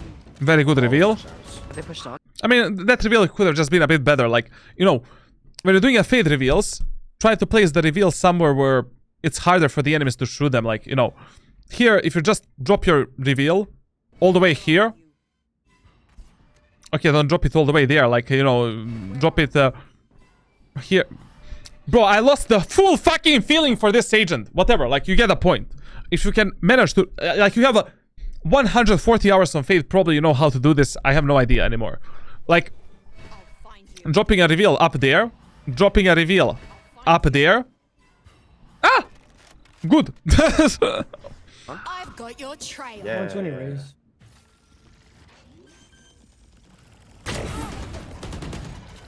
Spike planted. Oh, I had a jump. You can walk it. They're just all playing shower. Yeah, there was 2 in showers. Once again, we come back to the topic, like, where, especially on bind, you want to play short. Shorty as a secondary weapon. I mean, right here, you quite literally know that one guy is stuck on the bomb site. You know? Like, if the Omen is already stuck there, he gave you a smoke. I have the operator and a shorty. What do we do? Simple. Like, basically, there is a smoke here. I use the prowler through the smoke, take the shorty out, delete the Omen, take his gun out. We focus on the enemies that are walled off in the showers. Then we can use the ultimate for the showers, destroy the wall, pressure the enemies back. Omen's still on site. Omen's still on Take site. hold.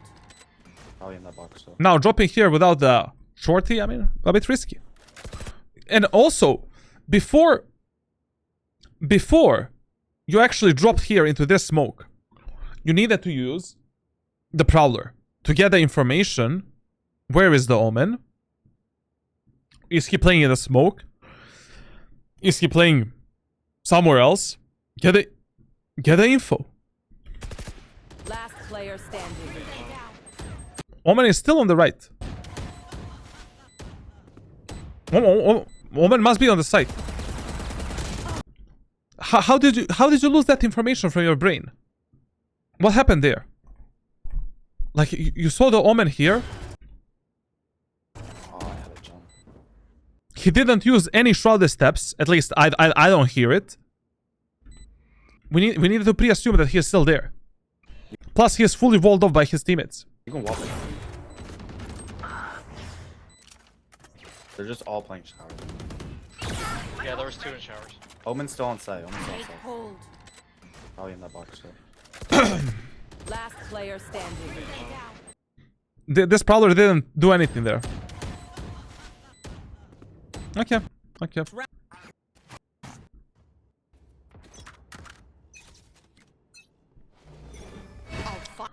I already said here, like, whenever you use a recon utility, wait 2 and 3 seconds, and then use it. Like, essentially, it's not worth it dropping this immediately. Enemies will start dodging it, hiding behind the walls, and that's it. Wait to see. Maybe enemies are going to make footsteps immediately. I mean, if you hear the footsteps of the enemies, why the fuck would I use this recon anyways? You know?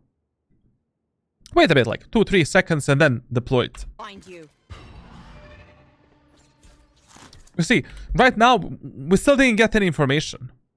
And enemies can quite literally hide here, hide in the short, behind the wall, and push the ace. Long. I don't know if she saw me. Pretty long. Long.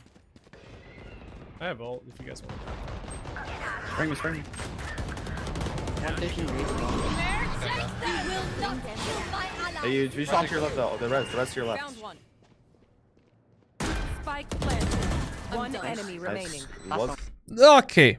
We just complicated stuff a bit here. Like, he didn't have a confidence to go for the kill.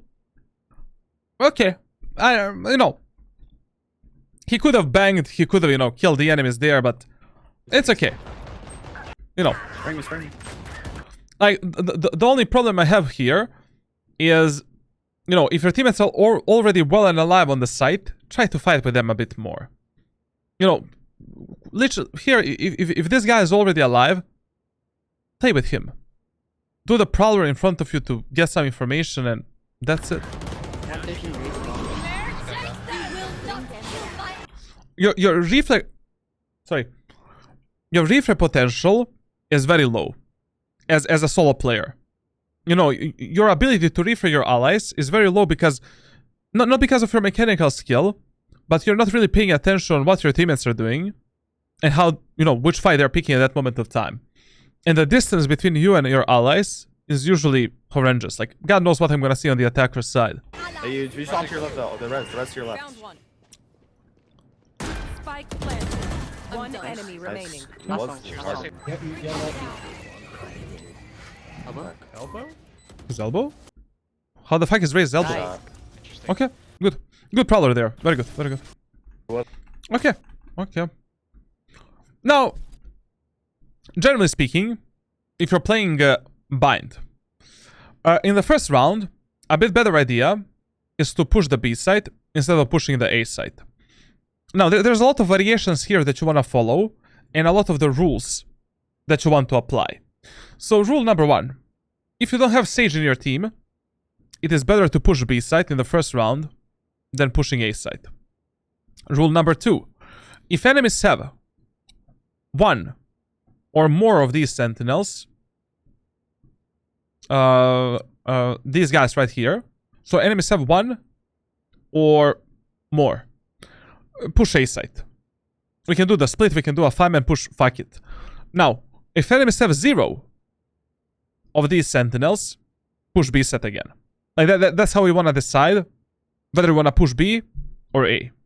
And in the first round, we can do a 5-man push through the B long by smoking the window, smoking the CT, and if you have a Brimstone, smoking the elbow and just taking the side control and fighting for the elbow and fighting for the window later.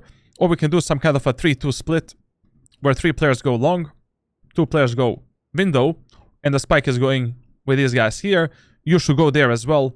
Fuck it, like in the first round, I will not touch the window, no matter which agent I'm playing. Are you a ghost skin, Brim? So in this specific match, you have the Sage.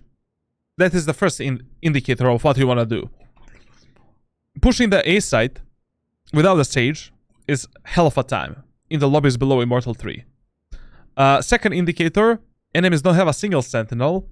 So probably they're playing some kind of a pop flash setup in the B long with the Sky. We can easily punish that by playing some anti-flash system. And that's it. Need equipment. Now, with Fade in the first round on the attacker's side, I mean, you can go classic Light Shield, Prowler, and Seize. You can go with classic and Prowler and that's it, and Light Shield.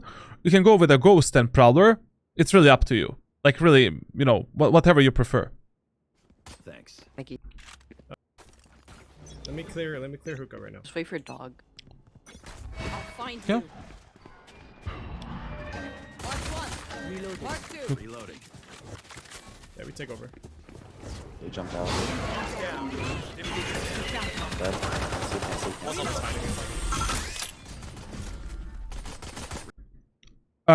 If possible, in the first round, try to avoid the hookah and try to communicate with your teammates a bit more, at least in the first round.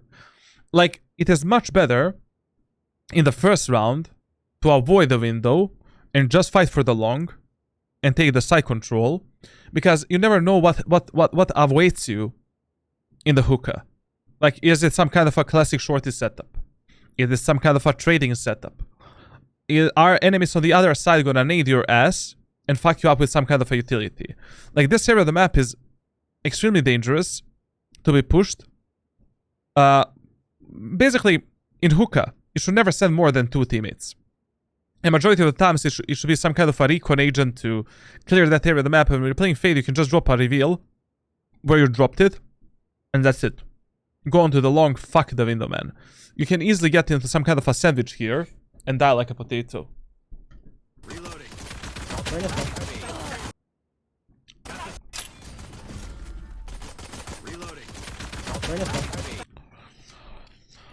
We will talk about that later.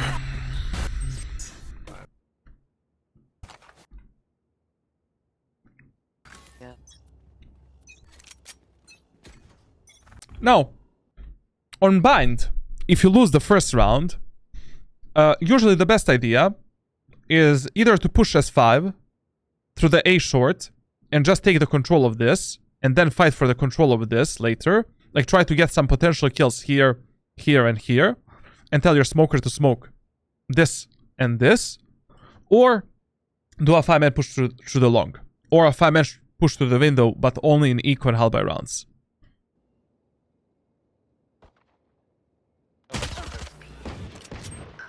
Skies. What the? It is quite literally stupid to default on bind in the early stages of the game.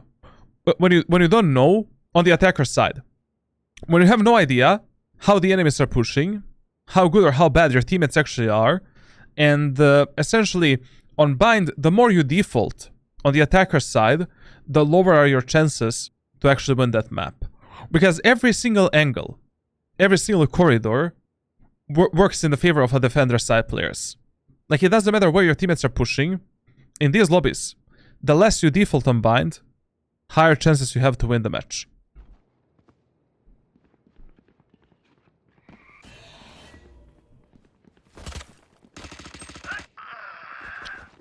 Push out. Last Okay. player standing. Okay. Fine. I'm gonna push long. Sure. Where are you? Marked one. Nice. Cool.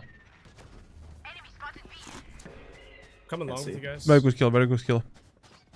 You guys can tell. Smoke's down. Yeah, we can Because all. then we know both of them play B. TP. Yeah, there's two on side, guys.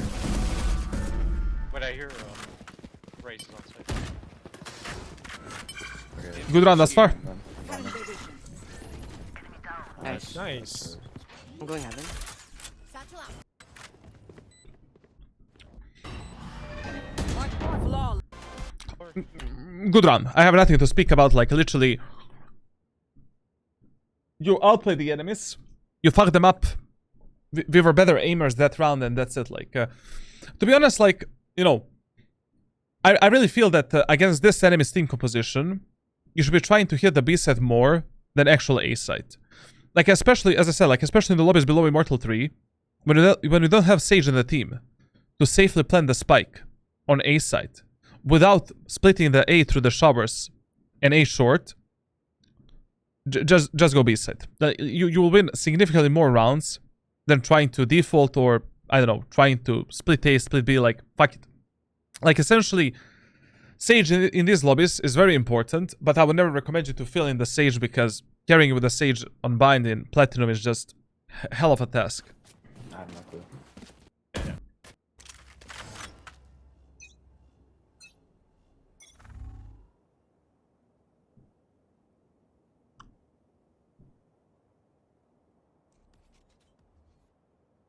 I would heavily recommend you to play, like, in all of the lobbies up to, let's say, Immortal 1. If all of your teammates are already pushing through the A short area of the map, push with them. You don't need the lamps. You don't need the showers control. Support your duelists. Support your teammates with a reveal, with a prowler, with a seize, because you have no idea how well your Raze and Reyna are gonna push onto the bomb site. Your utility is crucial to save their life and to apply the pressure onto the enemies and to reveal the enemies. And you cannot be in the showers right now. Like, the more you trust these guys, the less success you're gonna find. Essentially, not less success, but you're just gambling. Gambling a lot.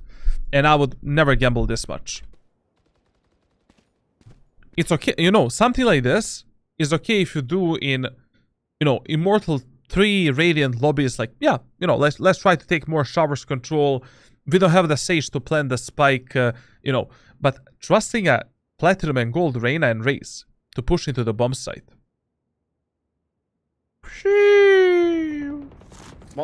One.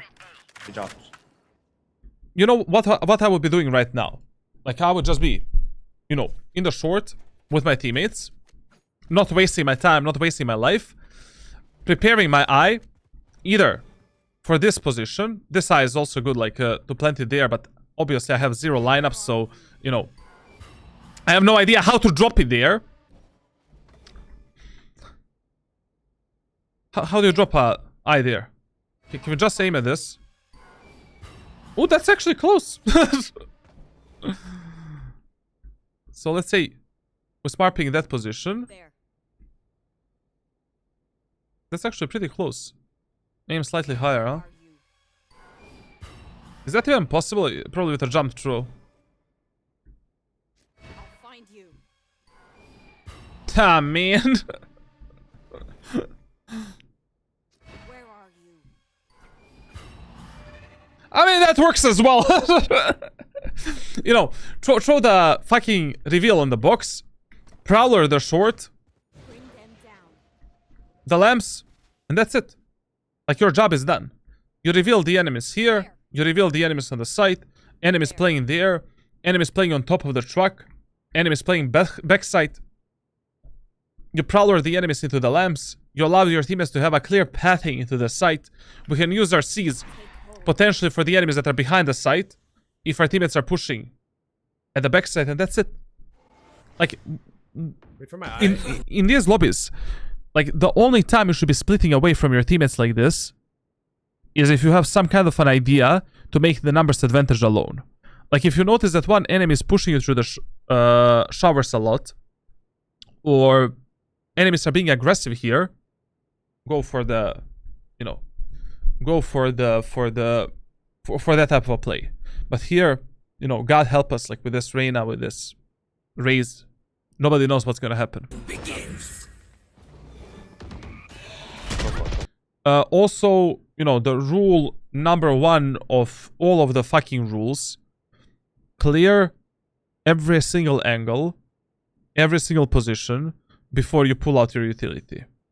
Like here, for example, like, you know, disregarding this peak of the Reyna and this timing that she got, like, you got timing there a bit. But here, you know, I'll still clear this position, clear this position, clear that angle, that angle, that angle, and then I will pull out my eye and go for some kind of a I'll find you. reveal.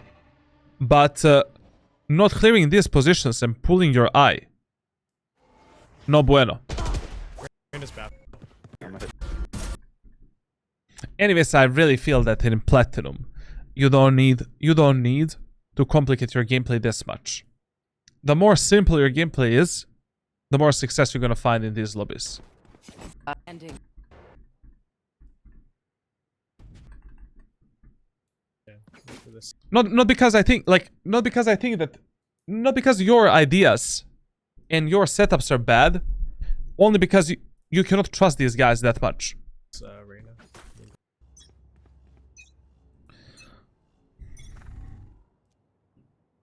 Anyways, it is really, really stupid like that, that we are prioritizing A site this much. Because like, enemies don't have a single sentinel, single good sentinel to defend the push onto the B. I mean, like, you know, destroy the Sage wall, do the recon at the backside of the, you know, in the middle of the B site, do the prowlers, do the Cs, you clear, you know, with Fade you can clear 90% of the B site with her utility. It's easier. Plus you don't have a Sage to plant the spike on A, you know, it's just stupid. I don't know, like, what's happening with your crosshair placement. Like, 90% of the times, it is very low.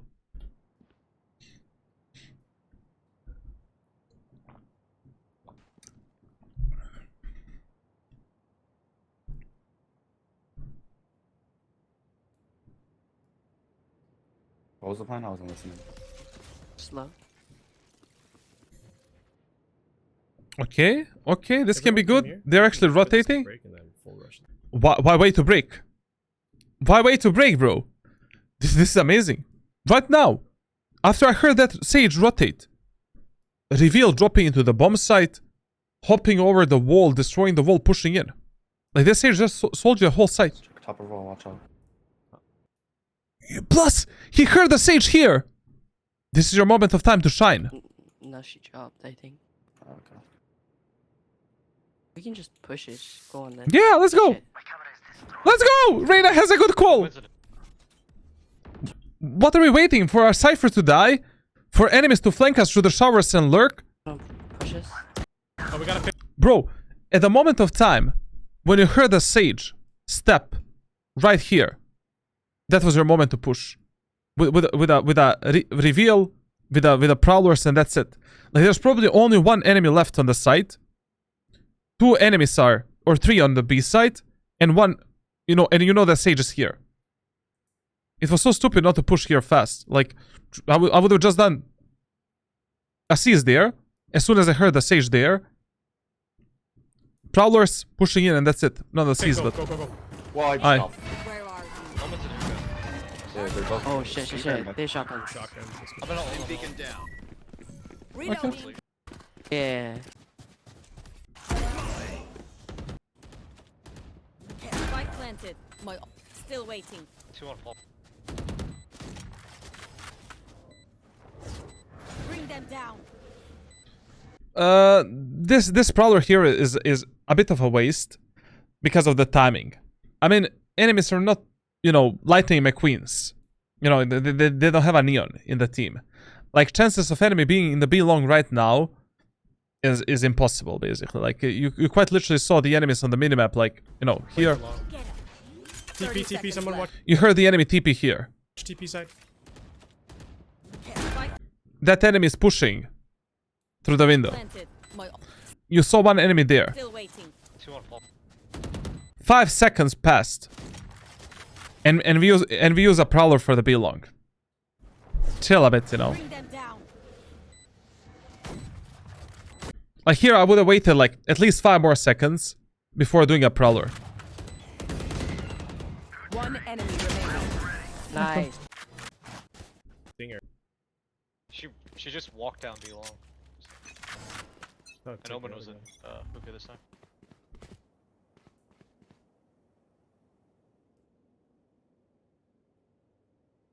Random pushes. Bro, this is such a stupid idea, man. This is a 101 stupid idea. Like, I seriously don't know, like, why players in Valorant, why they like to complicate stuff in these lower elo lobbies. Like, when you watch me play Unranked to Immortal, how many times I call for my teammates to push S5, B long and A short? Too many times. Like, the more you simplify your gameplay in these lobbies, the less over rotations you do on the attacker's side, the more aggressive pushes that you do, the more you play on the refrag potential, and the more success you're gonna find, especially on a map like Bind. And the less you default, the more chances you're gonna find. Like, it's okay to have a Cypher that is lurking, flanking, and trying to find a pick left and right, but here pushing through the showers without Sage. Nice pick. God help us. This is gonna be interesting. Throwing eye. I'll find you. Go. Inside. Push out A short. Could be coming. Still inside. Catch them. Short. Enemy spotted A. There. Spike planted. Okay. Reloading. One enemy remaining. Okay. Heaven. Vandal. His teammates were good this time. Good push by them. Like, the space that Reyna and Raze took was very, very good. She may. But I would never trust ever in my life that my gold and platinum Raze and Reyna are gonna take that much space. BCT. Yeah, she's saving.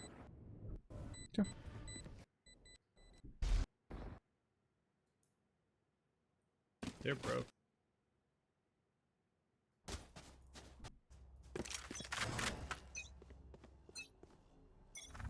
Actually, the only times when you should default in Valorant is when you think that you can actually find a pick onto the enemies because they're too aggressive and you have an idea how to punish the enemies, and when nothing else is working for you. So basically we default and we are trying to fight for the picks.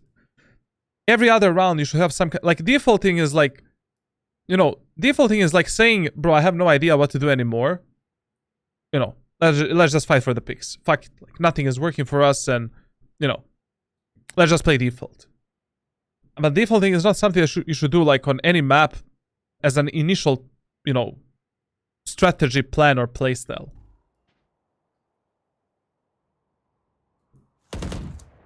We need to have the gun out here. Like this is another thing that players need to observe a bit more in Platinum and Diamond lobbies. And in any lobby in Valorant, essentially. Like, you not only that you need to observe the enemies on macro levels, but also on the micro level as well. Like, if you already saw in the previous 3 rounds that the enemy Raze was aggressive in the B short area of the map, I need to pre-assume that she's gonna do that quite a lot. So right here, we need to have the gun in our hands so that the enemy Raze is not ripping my asshole apart by picking that B long there. Did he see me, Cross? I don't think so. Just wanna go A? There's a wall. Yeah. Sky's here, Sky's here. Okay. This peak, all of this was so fucking risky. Like, I mean, quite literally, you know, very, very risky. Did he see me, Cross? To be honest, after this kill of your teammates on short, just go away. You know, like, just connect with your teammates. I really feel that in these lobbies, after you make a numbers advantage, just play on the refrag potential. Especially if the enemies are playing some kind of an eco or hull by round. Like here, if your spike is going A, especially your job as an initiator is to provide the space for your teammates. Leave your cipher here. You know, leave this motherfucker watching the back, trying to find a kill, you know, playing a solo game. Rotate with Raze. You know, clear the B long, jump spot it, go back. Here's Sky. Right now, we still don't have the A side control. Your teammates can still die like potatoes. You're still a valuable asset to your teammates, and you have the absolutely zero idea how your teammates are gonna play in A short. Sir. I can knock this on. There. Bring them down. Raze is B. Raze and Omen B. Raina showers. Brain showers, yeah. Omen CT, Omen CT. Bring them down. Okay.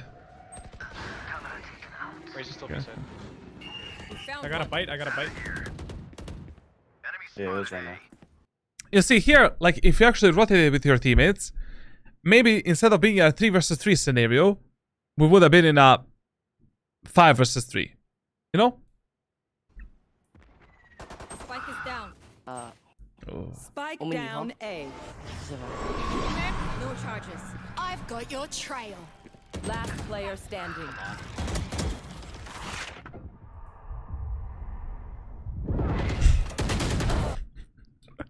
Okay, listen.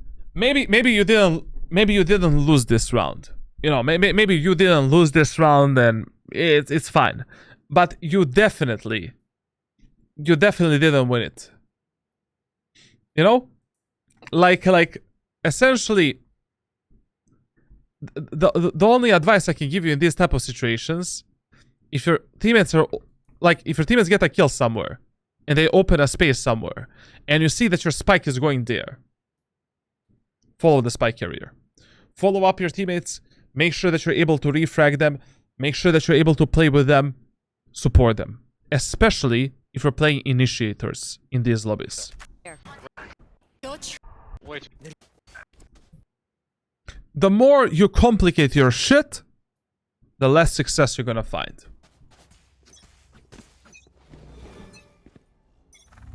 I'll find you.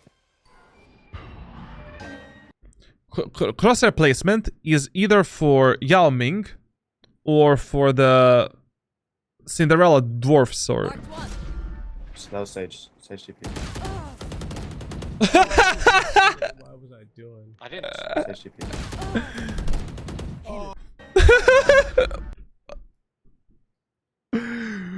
What happened here, bro? So that was Sage. The dude TP and my guy is like, Sage TP. what?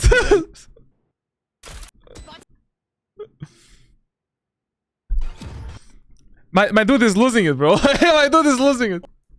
My guy is losing Raze it. just likes walking up it. for some reason. A lot of them do. Elman plays honestly. Stuka. But Sage last I've killed her round, like so- 4 out of 5 times. I feel, you know, fuck this Cypher. This Cypher doesn't know what he's speaking about. I feel that this match, if you push the B side 12 fucking rounds in a row through the B long area of the map, you would have won this match already instead of doing the shit that these guys are doing. End of the story. Enemies are not fighting for space in the B long. You have a Fade Prowler to fully clear the B long area of the map. You have the very good team composition to push into the B side fast with a Reyna Lear, with a Raze double satchel, with 3 Brimstone smokes. Use it. We have a very shit team composition to push onto the A side. Primarily because we don't have a Sage wall to actually plant the spike safely. Okay. Fire in the hole! Enemy spotted B. I love that you quite literally, you know, Raze was doing the ultimate there, and he went to give the like what?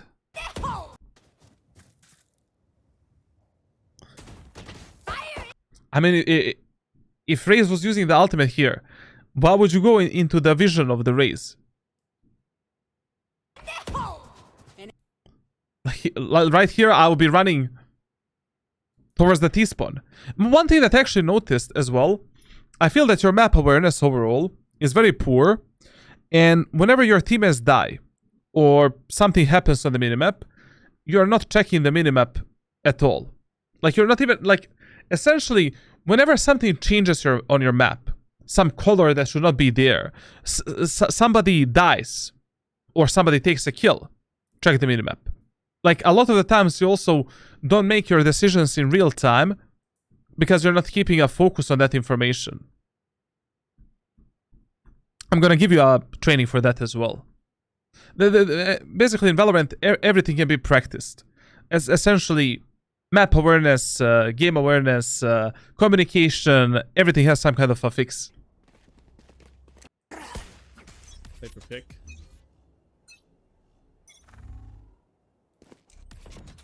But by the way, like, when it comes to your Fade gameplay, I feel that you should keep playing Fade. I feel that you're quite okay initiator player if you actually supported your teammates a bit more with your utility, and if you applied more pressure onto the enemies. But overall, it's, you know, you have okay ideas. Maybe I'm shitting too much. Maybe you would have been 10 times better Jet player, to be honest. Like, you know.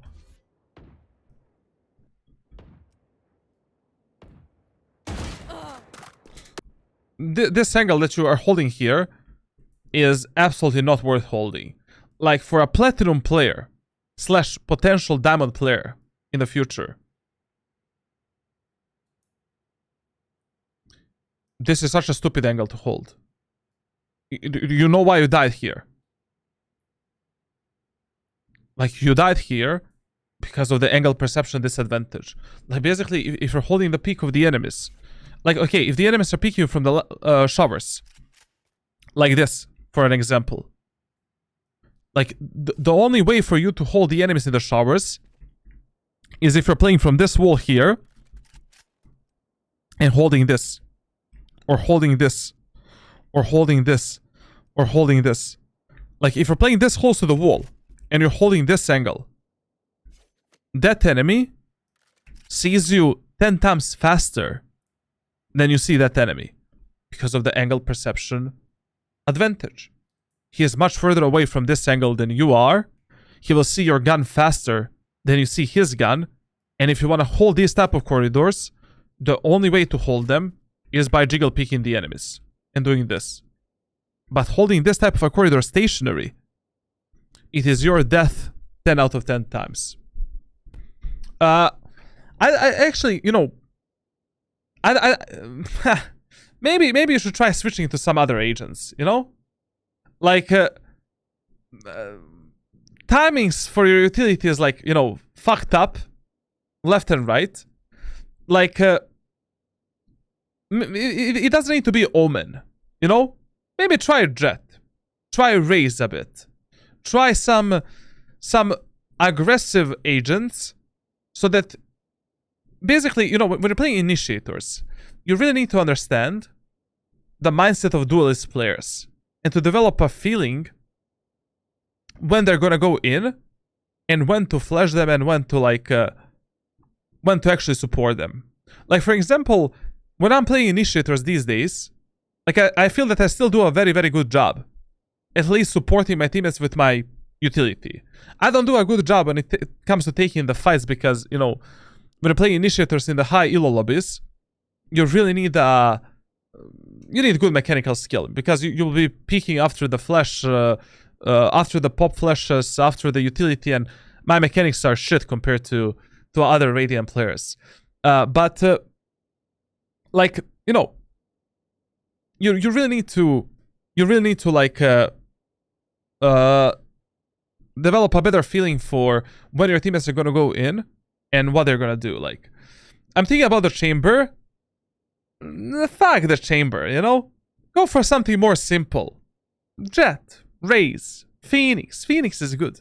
Phoenix is good, bro. You know? Like, something like that. Like, I really feel that you really need to get into the mindset of these type of agents before you can actually properly support them with a fade. But anyways, like, one of your major mistakes is keeping the proper distance between your allies, being able to refrag your teammates, and observing on the minimap a bit more when your teammates are gonna go in general. Like, I mean, you said on Discord server that is your problem, but one of the best ways to fix that problem is, you know, being a bit more upfront, so that you realize, you know, what is the mindset of an average duelist player, or average chamber player, or average Reyna player, and what type of mindset they have, you know, when it comes to picking the frags, picking the smokes, picking utility, doing things left and right. I mean, playing, you know, Fade is like, it's like a, you know, you're not paid enough. You're not getting paid enough to actually carry these platinum lobbies with Fade. Trust me. Like, nobody's paying you to do anything here. Like, I feel with your raw mechanical skill, if you fix your crosshair placement, if you lower down your sensitivity a bit to maybe 0.4, you will just shit on the players all the way up to Immortal 1 with Jet, with Raze, Phoenix, some simple agent. And then, after you develop your mindset as a duelist player, you know, in Immortal 1, start feeling the Fade. You know, start feeling the Gecko, start feeling the Sky, Breach, these initiators. Like, I mean, go back then. But until then, like, this is like a torture, man.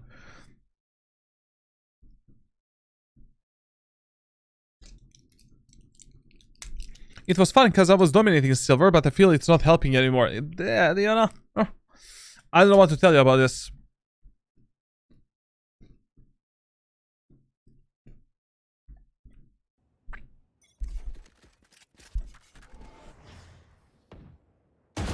But this angle holding here was next level stupid, man. Reyna or Jet for Ascendant to Immortal 2? Jet always, man. Jet always. If you already enjoy playing Reyna, play the fucking Phoenix, bro. Same shit, even better for these lobbies.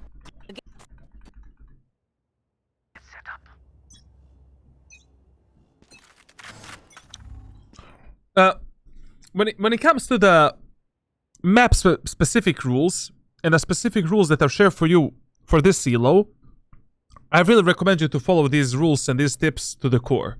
You know, like, try to default a bit less, try to abuse the gaps in the enemy's positioning, in the enemy's team composition, on a specific map, simplify your gameplay a bit more, play more of a trading game, you know? I second that. I'm one game away from Immortal 2 playing near Phoenix only. Bro, Phoenix is an agent that a lot of Valorant community is sleeping on. I'm not gonna lie. I'm gonna have a tons of fun playing Phoenix in Unranked to Immortal series. Like, Phoenix is really good. Like, you will see some of the great Radiant players playing Phoenix a lot. Like, and the only problem is that with Phoenix, people look at his wall. The only utility that people use wrong with Phoenix is the wall. Like, you should look at the Phoenix wall more as a jet smoke than anything else. Phoenix, only thing Phoenix lacks is mobility. Yes, but his wall is very powerful if you use it in a proper way. To take the space, to outmaneuver the enemies, to take the bomb sites. Plus, you have 2 free heals at any moment of time. You don't even need to kill the enemies to heal yourself. You have an ultimate, which is basically your own body again, you know?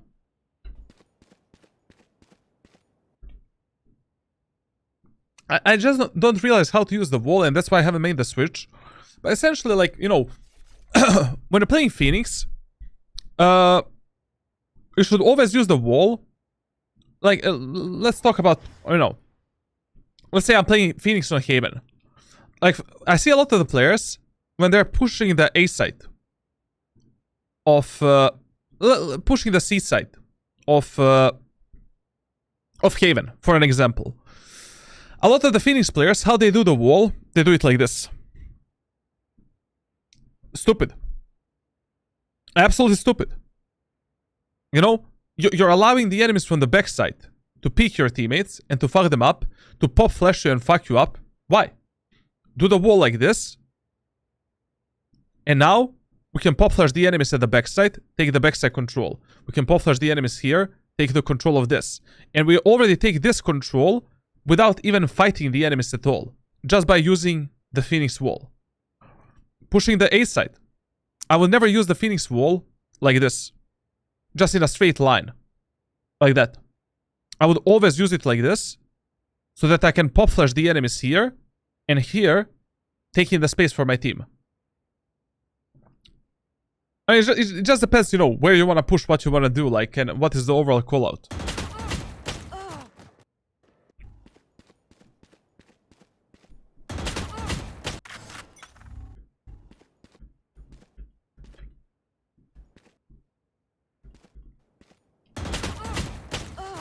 Listen, when it comes to your mechanical skill, the only 2 tips that I need to give you right now. Tip number 1, lower your sensitivity to minimum 0.42, 0.45. Tip number 2, invest more of your forearm and more of your fingertips into the aiming. Tip number 3, I'm gonna share with you a training routine for every single mechanical mistake that you had in this VOD. I'm gonna give you a training routine for all of these mechanical mistakes. Starting with crosshair placement, micro adjustments, micro corrections, like I'm gonna share one training with you. So I'm not explaining these basic topics with the rest of the community. Like, everyone is missing different type of shit anyways.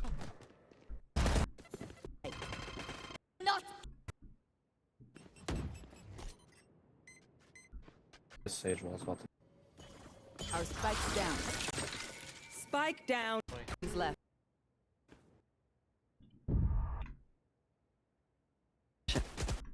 Hold up, I don't know if you off. Like, fly Yeah, or something. I need this. Hawk, we gotta play for like 10 pick. Yeah. Hey, stop making noise.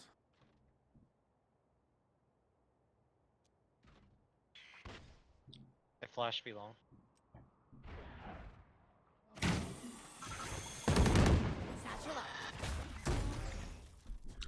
I'm only fingertip aiming right now. Grew up last 20 years playing it like that, hence the high sense. I mean, yeah, but I really feel that you can keep this grip style. But by the way, guys, like, there is a handcam behind me this whole WOD, so that's why I'm giving him. That's why I'm giving him these recommendations. Like, do you really need like 0.6 at 1000 DPI to aim with this sensitivity? I mean, you can go down for at least with this grip style. You can aim with that grip style with 0.5. 0.48. I think it's gonna be okay. I mean, look at this for an example. Look at this. You flick to the left side right now. Crosshair is there. Then That should be low. you flick down, crosshair is there. Then you do another flick. So, let me look at this flick.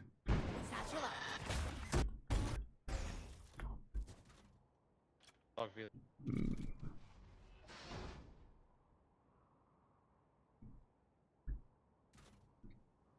Above 500, you're trolling in Valorant, man. You mean 500 EDPI?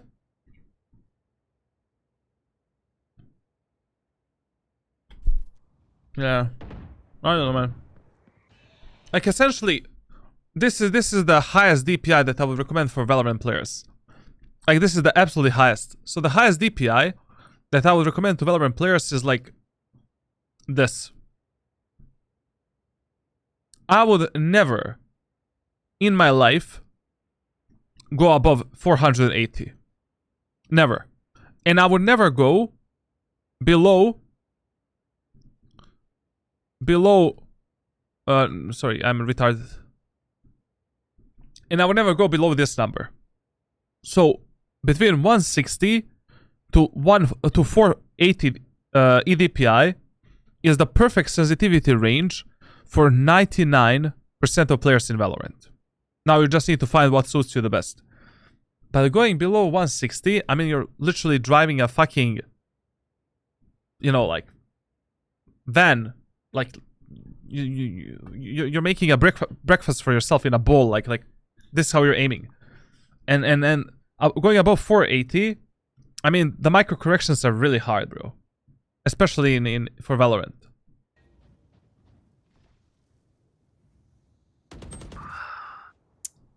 I'm not sure what the fuck.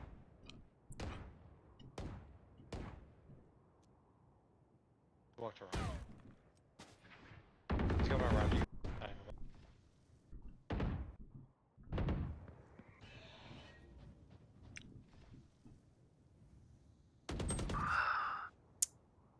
not sure what the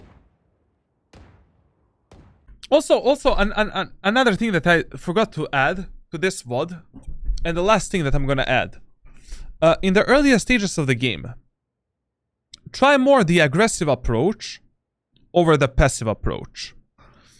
So basically, you know, in the first like 3, 4, 5 rounds, try to first to see how the enemies react to 5-man aggressive pushes towards a specific objective, and then slow down your gameplay a bit based on your playstyle, based on the enemy's playstyle, and where the enemies are fucking you up.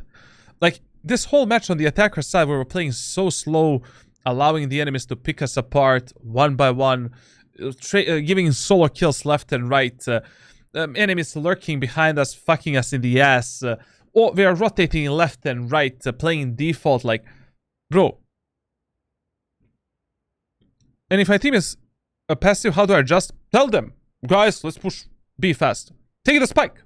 Take the spike, say like, guys, I'm conditioning you by taking this spike, and I'm going B long fast. If you don't follow me, you can report me for throwing this game. Of course, don't tell them like that, you know, just pick up the spike and tell them, hey guys, go 5 B long.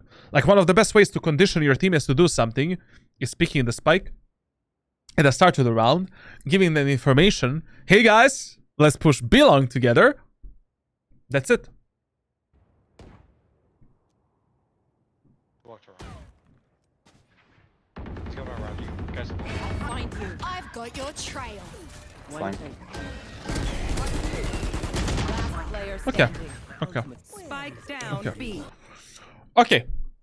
I think that what do you consider an insta dodge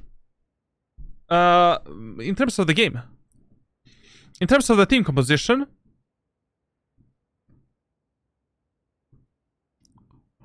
insta dodge is every team comp that doesn't have a controller. Up to Immortal 3, I'm willing to play every single game, regardless of my team composition, as long as you have a controller. After Immortal 3, I don't know what to tell you, man.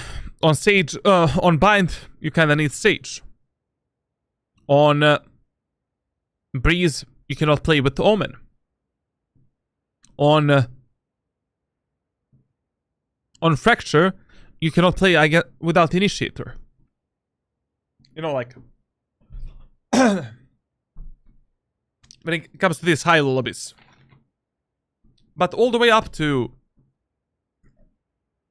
like up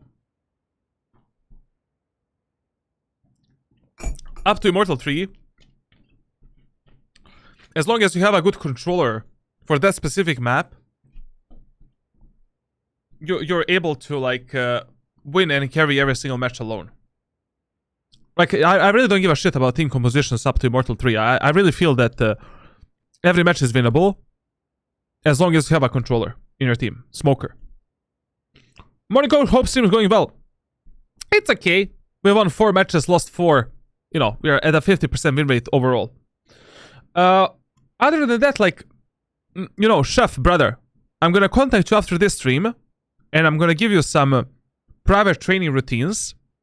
I recommend you to stick to that training program for like 2 months after this VOD review, maybe even 3 months, to be honest. We need to fix your micro corrections, we need to fix your crosshair placement, your map awareness, we need to fix a lot of the issues left and right. Try to lower down your sensitivity a bit. Try to follow the rules and advices that I have given you through this VOD review. And I would definitely recommend you to maybe switch to some other agent. I mean, you're okay with a Fade, you know, it's not bad.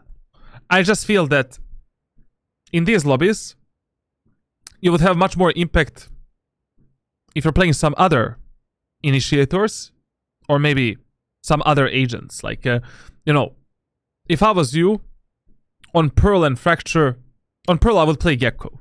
On Lotus I would play Gecko. On Fracture, I would play Breach and just fuck, you know, shit on these Platinum noobs with a Breach. On Bind, I would play Sky and Fade, you know, depending how I feel that day. I don't know. You know, like essentially, I don't know what to tell you. Like in these lobbies, picking a Fade on Bind, it's a bit of a gamble, you know, a bit of a gamble. Okay. Oof. 2 hours and 15 minutes again, huh? Bro, these VOD reviews are getting longer and longer. Guys, I'm doing a giveaway on my Discord server for free coaching and Valorant points. Make sure to join my Discord server. Also join my Discord server if you want to get my private coaching. My private coaching is completely different than this shit. I mean, this is not shit, but you know, you get what I mean. And also, if you want to submit the clips for Guess the Rank, join my Discord server. Okay, all good, all good. That's it for today's VOD review.